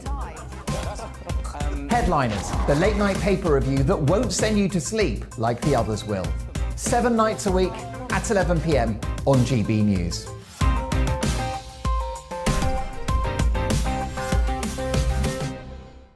Monday to Thursday nights on GB News. At 6, it's Dubes & Co. 7 o'clock, Farage. At 8, join Mark Stein. And at 9, Dan Wootton Tonight, followed by Headliners. On TV, radio and online. This is GB News. Monday to Thursday, 9 p.m. till 11 p.m. Join me, Dan Wootton. I'll bring you the sharpest takes and hottest debates. Do you not believe in prison? I don't believe in prison. I'm completely stunned. I guarantee you there'll be no spin, no bias, no censorship. I actually was personally quite offended by it. And no reason to go to bed. So I guess they've always been quite woke. That's Dan Wootton Tonight on TV, radio and online. Monday to Thursday from 9 p.m. till 11 p.m. on GB News. The People's Channel, Britain's news channel. Join me, Lawrence Fox, on GB News. Frank, fun, fearless, and sometimes serious. Much as I love a Friday night punch-up, what I really want is a battle of ideas. I want to look at things differently. I want to hear different voices and engage with your unique experiences. Every Friday at 7 p.m. on GB News. Hello, I'm Esther McVeigh. And I'm Philip Davis. Whether you're watching or listening on TV, online or on radio, we handpick the latest stories, debates and expert opinions for your weekend. So whether that's politics, news or showbiz, we've got it covered. Join us every Saturday morning at 10 o'clock on GB News. Join me every Sunday at 6 p.m. for Gloria Meets. In exclusive interviews, I'll be finding out who our politicians really are and what they really think. It's something that you would never want anyone to suffer. I didn't know what channels there were. I didn't think I'd be believed. I must have weighed about 7 stone and I'm 5'8". My instincts was to sort of cover this up. I mean, clearly that was a mistake. Join me every Sunday at 6 p.m. on GB News, the People's Channel, Britain's news channel. Hello there, it's Eamon Holmes here from Breakfast on GB News. We're not just on your television and your screens, you know. We're on DAB plus digital radio, so you can listen to your favourite shows on the move. If you've not yet listened to GB News Radio, it's very simple. We're on your radio player and TuneIn apps, on your smart speaker, phone or tablet, or online at gbnews.uk. Take us with you wherever you go. GB News Radio. You never have to miss a moment of the People's Channel.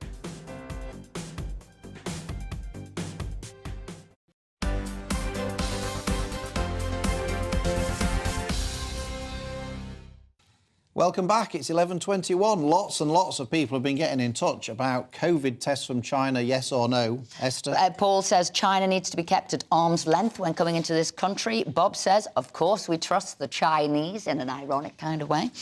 Anthony, you could get COVID in an hour after getting off the plane, so these tests are totally pointless. Michael says, yes, we must have restrictions to keep safe our own. It's irresponsible for this dreadful government and your guest from Oxford University to say otherwise. Oh. Yes, the NHS is struggling without the possible reintroduction of COVID in any form. And Mark says the only reason lockdowns are imposed is to prevent the hospitals getting overwhelmed. It hasn't stopped them striking, has it? Not thinking about the overwhelming there, are they? Mike says, once again, our government is behind the curve. They need to check out independent reports about the death toll and infections in China. It's out of control, yet we still welcome flights as if all is well. Peter says the narrative here all around COVID is being dictated by pharma. Look, there's so many of you been getting in touch. We'll read some more out a bit later. I have to say the balance has been people thinking that we should be introducing restrictions. Well, I did ask that question. Which I'm slightly surprised about. I'm slightly depressed about, to be perfectly honest. Yeah, whereas I said I thought people would say, well, why don't you just do a test? However, what they're talking about, the pharma having to say, the escalation of it and, you know, and what happens next. Anyway, Suella Braverman is considering plans to make it harder for foreign students to bring their spouses to the UK in a bid to reduce immigration. The Home Secretary is also looking into increasing the minimum salaries for companies employing skilled workers to reduce numbers. And her new blueprint would see the government pushing up the minimum income threshold for British citizens applying for a family visa for a spouse or a child. Joining us now to discuss this is Stephen Wolfe, Director of the Centre for Migration and Economic Prosperity. Stephen, delighted to see you there. Thank you for joining us. I take it you welcome what Suella Braverman is proposing here. Oh. Now, Stephen, I think we haven't got your volume there. We might need volume. Oh, here we go. You're back with us, Stephen. We'll try again. Can you hear me now? We can hear you loud and clear. I think maybe I should have been on the port early on this morning, but good afternoon. Yes, I do agree that this is a very positive move by Suella Braverman to add on to those positive examples of trying to control immigration, such as the Rwanda scheme that Priti Patel put in place, because so far you've seen so many people come across the channel. We ignore that there's been another 10,000 people on the backs of lorries and other visas that have been applying for asylum this year. We're going to head up towards 80,000. And time is running out for this government to prove to the electorate, particularly those in the Red Wall who wanted control of immigration, to prove that they are doing so. So Suella's actions are incredibly positive here. Do you trust Suella Braverman and Rishi Sunak to get these high levels of immigration down? I mean, it was 500,000 a year when Boris Johnson was Prime Minister. Do you trust them to get that number down? Well, the difference between trust of getting them down and what they believe in, I do actually believe that both Priti Patel, prior to Suella, wanted to control immigration.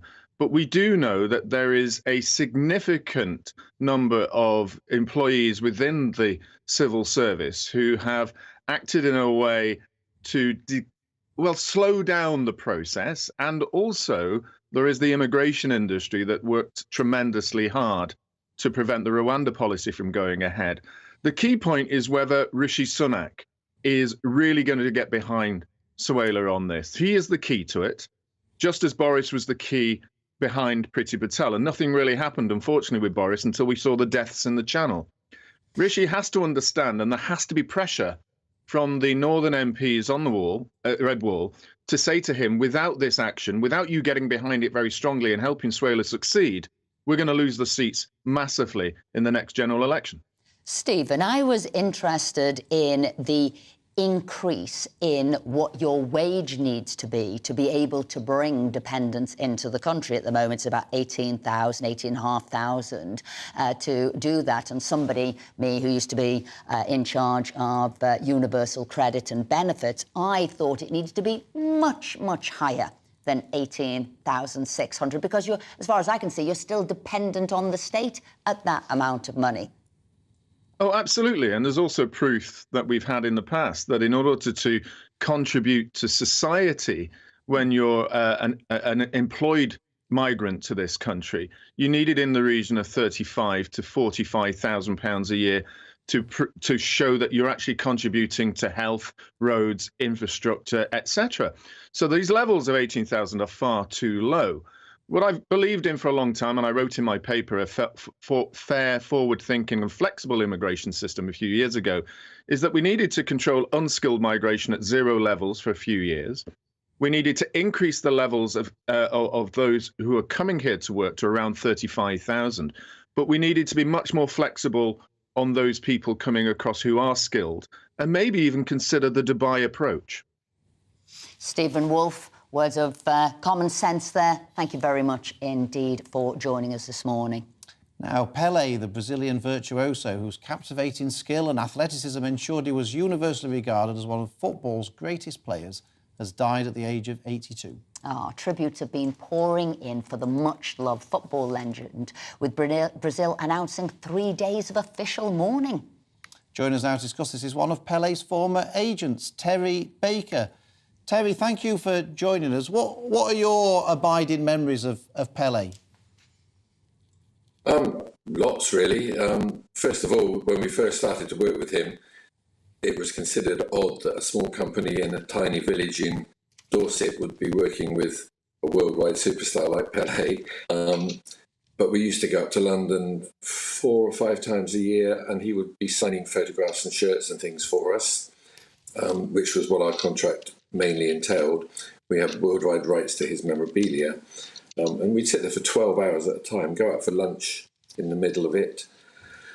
Pretty odd going to lunch with Pelé in the way that people stare at you when you're having food. Even once in an Italian restaurant, there was, I can't think of his name, Bernie Eccleston, and the guy that owned Queen's Park Rangers at the time, they popped in, and it was just bizarre to be out with him, or even in with him.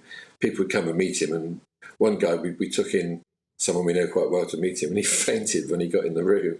So just to be in his presence, it was fairly odd. He was a lovely chap. But really, those photographs there that you could see what a great, fun, warm character he was. And in the Mail here, it said, look, he won 3 World Cups, but the true legacy of Pelé was that he could unite people of every colour and every creed. And those photos we saw with you, you could see that warmth. Is that right?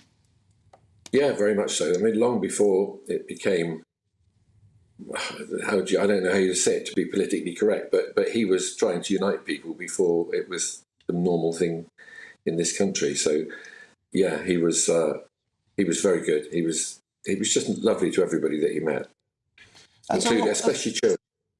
As a person, was he? You know, did he like the limelight? Did he enjoy the sort of fame? Did he enjoy the acclamation he got when he went out, or was he a private person? How did he cope with all of that?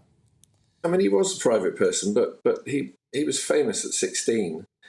Same as Wayne Rooney and Stephen Gerrard and people like that on a smaller level in England. That's all they've ever known. So he didn't hide. I mean, we'd sit the restaurant in the Sheraton Park Towers where we used to meet. But it's gone now. But it was a famous fish restaurant, and we'd have a table right in the middle, and we'd all sit there, and people would come in, and their jaws would drop. Their mouth would hang open, but he'd still say hello, or he'd stop for photographs with anybody. He was good as gold. Terry, what did he see in you to trust you? I mean, what was that relationship based on? God knows. I don't know. I mean, we've worked with an awful lot of very famous footballers, and we get on really well with them. And I guess somebody recommended us to him in the first place. And there was always the small consideration that we were paying him. I mean, we did become friendly over the years, and we went to Santos, where he comes from, to see him. But originally, it was primarily a commercial relationship. And even now, as he's died, we still are in the middle of a contract for worldwide rights for his signature in Europe, which obviously will pass with his passing. But we've worked with him, I think it's 15, 16 years now. Terry, what's your abiding memory of him? What would you like to say? Just what a nice chap he was. I mean, once it was my birthday, and he had the suite on the top floor of the hotel, and he deliberately checked out early and got a plane back the day before, so that Frida, my wife, and I could spend the night in this $5.5 grand suite. It was fantastic. Even bought me a little birthday present. I've got it here on my desk. Oh, what If is you'd like it? to see it. We have one. Show us it. Well, I don't know how it was shown on the television. It's a small glass engraving, and on it is, I don't know if that can be seen, it's an etching of his famous overhead kick. And underneath it says Pele, I don't know if you can see that, it says Pele Obrigado, which is just Pele thanks you. And he'd had that made especially to bring across for me. So it was quite nice, quite an honour, I guess. So, yeah, he was a really nice guy. That's it, really. He didn't consider himself to be special other than what a great footballer he was. But my memory is just we had a lot of laughs and a lot of fun. Terry, thank you very much for taking the time to join us. We send our condolences to you and all those who knew him so well. But what a fantastic memento for you to keep. We saw it perfectly well on TV. Not sure it worked so well on radio, but we certainly saw it very well on TV. But you described it well. You did. Thank you. I think the word is thoughtful. Thank you so much. Thoughtful is what came from that. Well, Very rest in peace to him anyway. Thank you very much. Bye. Anyway, coming up, we'll be discussing Elon Musk's fight for survival as the pressure continues to mount following his controversial Twitter purchase. But first, it's your latest news updates.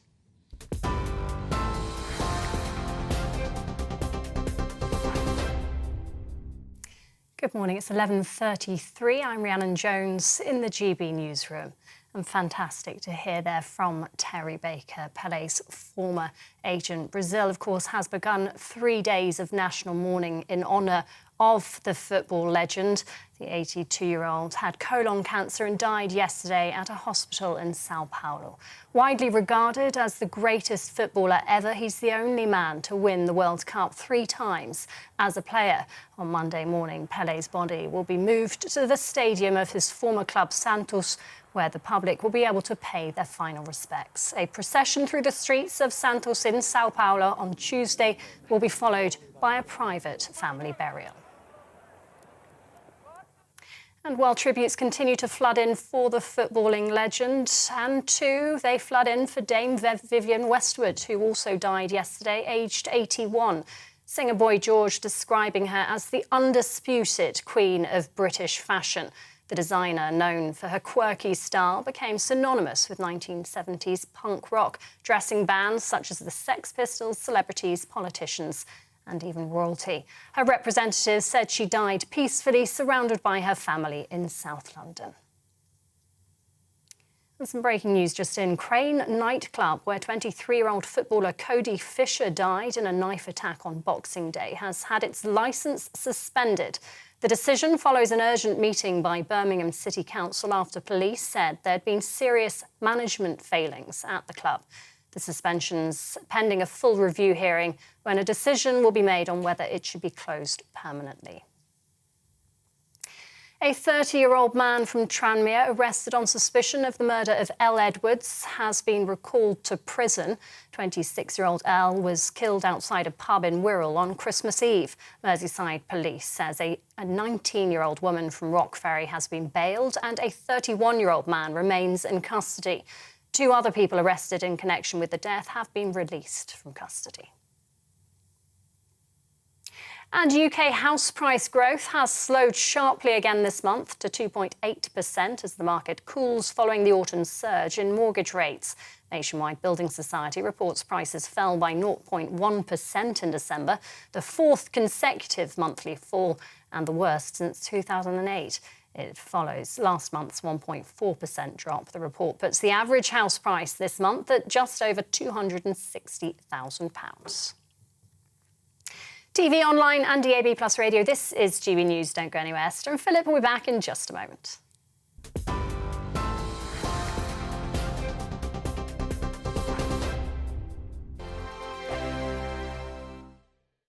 Monday to Thursday, 9 p.m. till 11 p.m. Join me, Dan Wootton. I'll bring you the sharpest takes and hottest debates. Do you not believe in prison? I don't believe in prison. I'm completely stunned. I guarantee you there'll be no spin, no bias, no censorship. I actually was personally quite offended by it.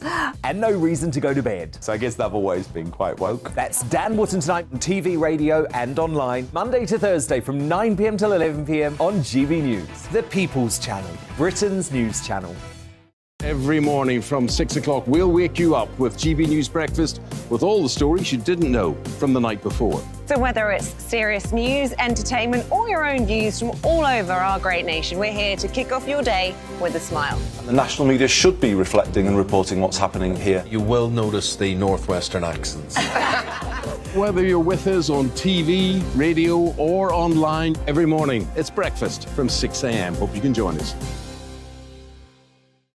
Join me every Sunday at 6 p.m. for Gloria Meets. In exclusive interviews, I'll be finding out who our politicians really are and what they really think. It's something that you would never want anyone to suffer. I didn't know what channels there were. B, I didn't think I'd be believed. I must have weighed about 7 stone and I'm 5'8". My instincts was to sort of cover this up. I mean, clearly that was a mistake. Join me every Sunday at 6 p.m. on GB News, the People's Channel. Britain's news channel. Hello there, it's Eamon Holmes here from Breakfast on GB News. We're not just on your television and your screens, you know. We're on DAB plus digital radio, so you can listen to your favourite shows on the move. If you've not yet listened to GB News Radio, it's very simple. We're on your radio player and TuneIn apps, on your smart speaker, phone or tablet, or online at gbnews.uk. Take us with you wherever you go. GB News Radio. You never have to miss a moment of the People's Channel. My name's Tom Harwood and join me 9:30 a.m. every weekday for The Briefing, your one-stop shop for everything you need to know about what's going on in politics today. I wonder if this is a deal that might need to be like the biscuits in this factory, twice baked. Is there not an opportunity here to win out against the extremes? Tom Harwood, GB News. What are you going to do about it? Things should have been done differently, and they certainly are being done differently. Don't miss it. The Briefing with me, Tom Harwood, 9:30 Monday to Friday on GB News. Hello, I'm Simon Evans. Join me on GB News for Headliners at 11 p.m, where I'll be joined by two of the country's top comedians as we take a look at tomorrow's newspapers tonight. If it's a big story, we'll be covering it, I guarantee, but we'll also have some fun along the way. That's GB News Headliners at 11 p.m. We won't put you to sleep, unlike some of the other paper review shows out there. So join us, 11 p.m, 7 nights a week.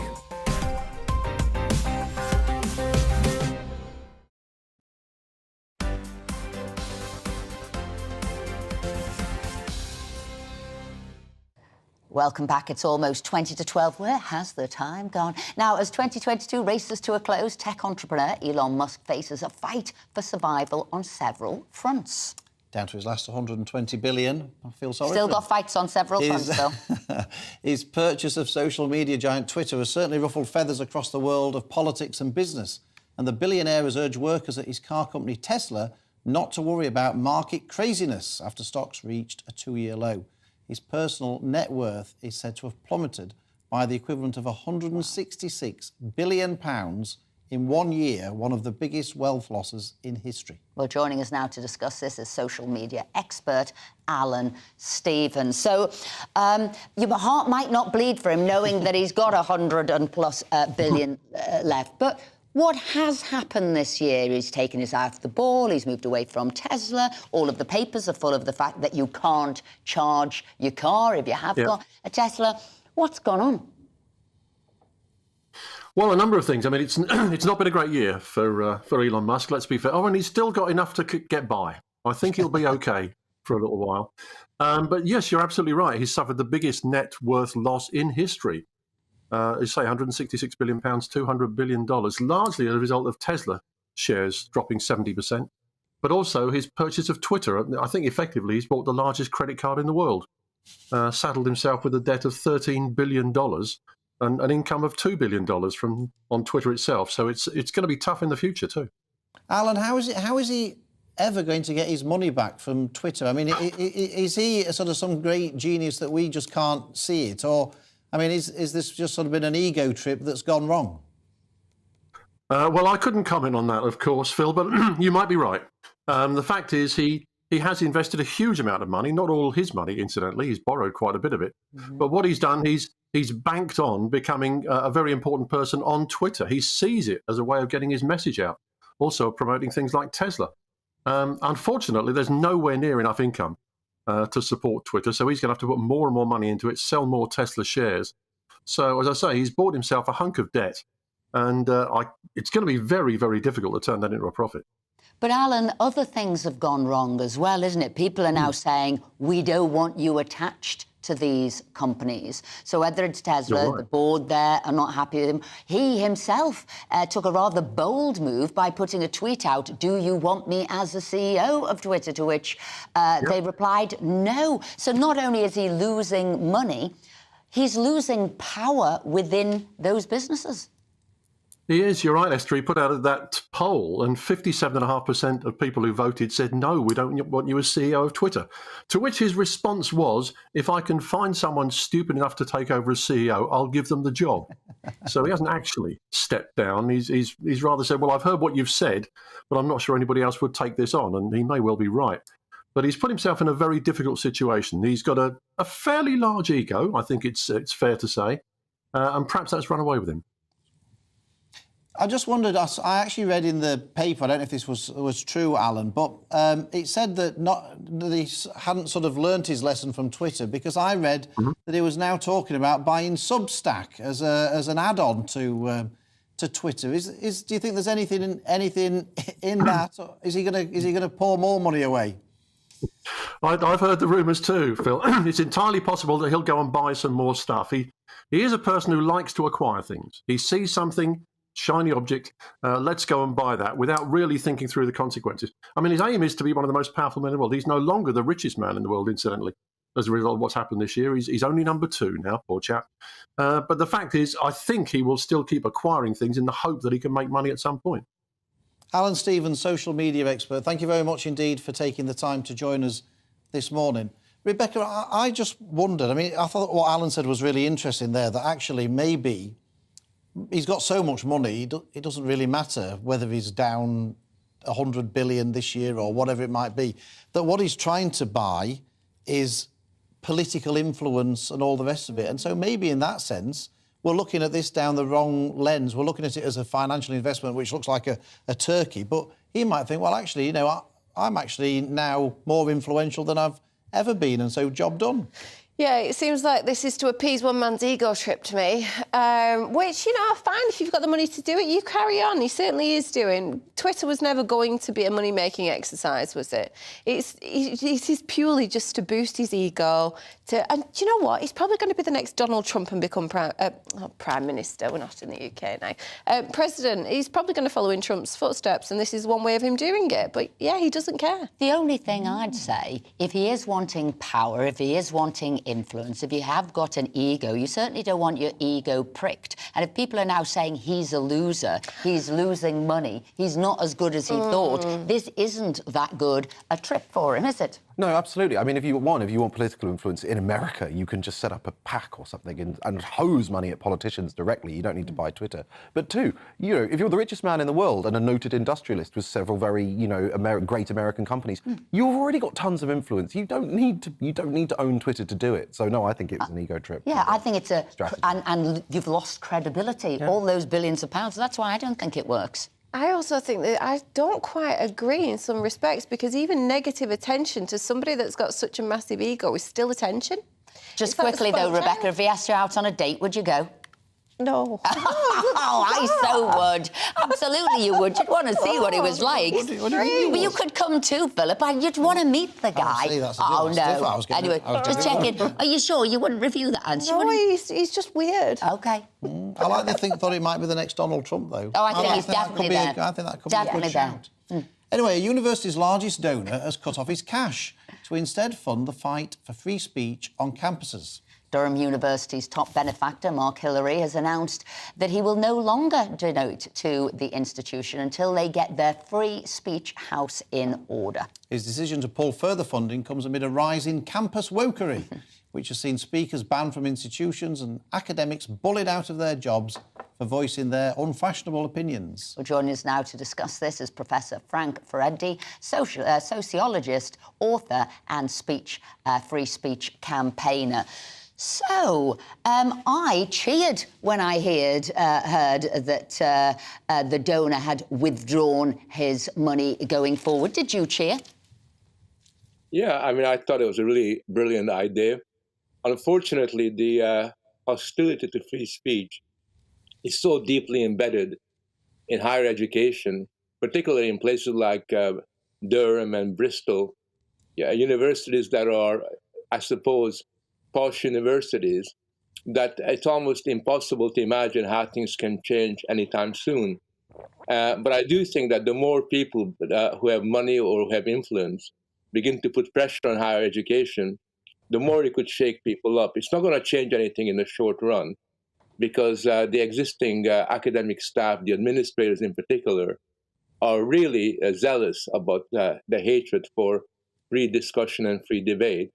But at least it will give a lot of staff members a bit of confidence and strength to stand up and be counted. I think the key thing for us is to create an alliance between people with influence and that minority of academics who still believe in freedom and liberty. Frank, do you think this is the best strategy? Is hitting the universities in their pocket, is this the best way to get the fastest change in that culture? I'm not sure. This has been tried in America. It's been going on for about 3 or 4 years, and it hasn't succeeded for 2 reasons. The first reason is that most rich people, especially the really rich, have themselves become quite woke. So if you look at all the big corporations, they really bought into the same ideology, and the individuals who are hostile to what's happening on campuses with influence are a minority. And the second influence is that, whether we like it or not, the only way things are really going to change is if people from within higher education begin to stand up and be counted. And that's really where the battle lies. I mean, I know myself, there are loads of people who are unhappy with what's happening, but at the moment they are really scared to open their mouth. And somehow we have got to give them courage to basically tell them, look, this is not Nazi Germany. We're not living in Stalinist Russia. You can open your mouth, and the worst thing that can happen is you become unpopular, you become marginalized. But freedom is a cause that is worth standing up and fighting for. I think that's really where the battle lines need to be drawn. And I just wondered how you're going to do that. I know it's going to have to be incremental, because it's probably taken years to cower people from being able to speak freely. How are you going to do it? Because it's important to us, our viewers, the country. I think that there's a number of strategies you can use. You can begin to, in a sense, develop your own defenses. So what I did over the years to protect myself was to develop a media profile, and I would write about what's happening on campuses, in newspapers and elsewhere, just in order to make sure that if something happened, I had an outside voice, and I had a way of basically pointing the finger at individuals who were trying to, in a sense, discredit or undermine the ideal of free speech. So we got to use the outside world and mobilize people to kind of back us up. But at the same time, it seems to me, the real battle lines, unfortunately, and I know this sounds really, really dismal, is in schools, because I think it's in education, in our schooling system, that indoctrination really begins to kick in. And by the time Frank Faridy, I want to thank you very much indeed for taking this battle forward and for joining us here today. Thank you. Thank you. Henry, just quickly, I mean, do you think there's any hope at universities of reintroducing free speech? I mean, yeah, and donor action is exactly how you do it, because you have to hit them in their wallets. There's only so much that government regulation can do. Anyone who contributes towards these organisations needs to do their bit as well. Rebecca, do you have any hope now that hitting them in the pocket is going to mean we're going to have a bastion of free speech in universities? Well, I have to have some hope somewhere, because this is really important to me. So, yes, thank goodness for that. Wonderful that man's actually stood up for it and done something about it. And you know what else you could do? All right to this Mark Hillary to say, well done. Well done. I have to say, I said 3 cheers to him as well. Exactly. Now, to break down some of today's big headlines and some of the best stories in today's showbiz is a friend of the show, Sarah Robertson. Sarah, what's going on in the world of showbiz? I suppose. I think we've just. We thought we'd lost you then, Sarah, but you've reappeared. I suppose the big news is, of course, the passing away of Dame Vivienne Westwood. Yes, very sad news indeed, Phil and Esther. Shocking, actually. She was 81. We didn't know that she had been ill. She died yesterday, surrounded by her family at her house in Clapham, South London. When I lived in South London, I remember seeing Dame Vivienne riding her bicycle. She had one of those old-fashioned bicycles that she would just cycle around Clapham quite happily. bright red hair, very, very distinguishable, was Dame Vivienne. And she was a very cool local resident. But yes, very sad. She was the pioneer of punk, a non-conformist fashion queen who put British fashion on the map. It was incredible, really, what she did for British fashion. I don't think there'll be another like her. She was what you call a true British eccentric, but also very much known for her activism as well as her fashion. That was a huge part of what she did.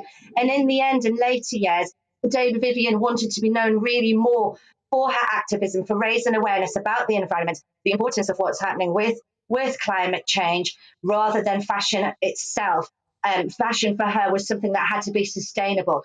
And she lived how she preached.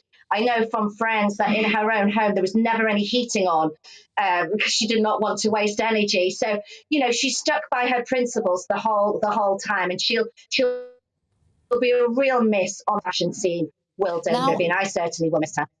To somebody completely different, Matt Hancock has been in the paper saying, I don't need an agent. I mean, thousands are calling him, but he does not need an agent. Does this ring true to you? Well, he went into the jungle, didn't he? Clearly looking for celebrity, clearly looking to clear his name and make himself someone in the public eye, known for outside of politics. And it's not worked. It really hasn't worked for him. He thought he came out there. He came third. We just seen his book ceremoniously flop very famously. It's only shifted little over 3,000 copies, The Pandemic Diaries. Silly name for it. Who on earth wants to hear about the pandemic again from him having just come out of it? We don't want to be reminded of that torrid, turbulent time that he blasted the British public into. So it was no surprise that the book has failed and sank really before it's even had a chance to take off. And I think any showbiz agent in their right mind would not want to be associated with Matt Hancock. So it's Sarah Robertson, we better say goodbye because the signal isn't wonderful. But what we did hear was obviously the latest showbiz news. Thank you very much indeed. Now, we had a little story come in here today as we jumped a taxi to get to the studio. The taxi driver said he had an original Vivienne Westwood T-shirt that he'd bought in the 1970s and put in a frame. He said he had it valued however many years ago, about 10 years ago. It was worth 600 quid. He's now convinced it's going to double in price. But he loved her for basically how, I don't know, irreverent she was. And one other thing, we were talking about whether people wanted honours or not. Didn't bother her. She wanted her honour, didn't she? Dame Vivienne, she wanted it as the Queen of Punk. Yeah, well, absolutely. I think that's one of the funny things about punk. If the punk ends up getting a knighthood, have they defeated the knighthood system, or has the knighthood system defeated them in a way? But it is Dame Vivienne's absolutely extraordinary. In how many industries can you look at one person and just see how much of an impact, because not often people are part of movements and so on, but is directly down to her and her vision. It's just an absolute... And a role model for women? Yeah, I think her fashion is absolutely phenomenal. Timeless, even though it seems so edgy. So, yeah, I do have to take her politics aside because I don't share the same beliefs, but as a person of what she did for fashion, absolutely amazing. And, Henry, about the other point that Esther made about Matt Hancock saying he doesn't need an agent, what do you make of his sort of aborted attempt to go into the world of celebrity? I mean, it's tragic, isn't it? It's really sad. Every time this story comes up, I just feel sadder. It's like a cloud comes out of my heart. But I mean, honestly, Matt, if you're listening, there's a reason celebrities have agents. They stop you making stupid decisions. Hire one. What do you think? Are you a Matt Hancock fan? I am not a Matt Hancock fan. Did you watch him in the jungle? Were you not? Did he not win you over? No, I purposely didn't watch because I refused to watch him, actually. However, he... See, I did the opposite. I've never watched the programme before, but I watched to see the Bush and Tucker apparently trial. he did himself absolute wonders. Good for him. Now, please clear off and go away. That's it. Rebecca, That's all for me. Henry, thank you very much indeed, both of you, for joining us today. We very much appreciate it. We'll hopefully have you back on the show very soon again. Oh, well, that's it. That's all we've had time for. Join us tomorrow when we're going to be going through some of the biggest interviews that we've done over the year. We had Boris Johnson on, we had Rishi Sunak on, we had John Bercow on. We're going to see what they said at the start of the year and whether it's come to pass at the end of the year. Anyway, up next, it's Tom Harwood with GB News Live the great Tom Harwood with GB News Live. So we'll see you tomorrow.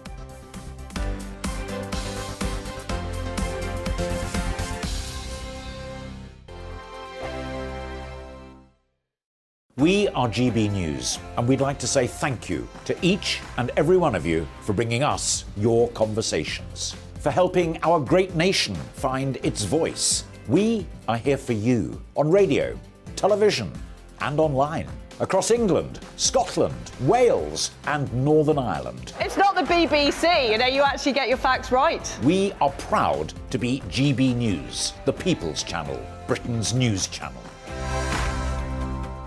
Hi there, it's Stephen and Anne.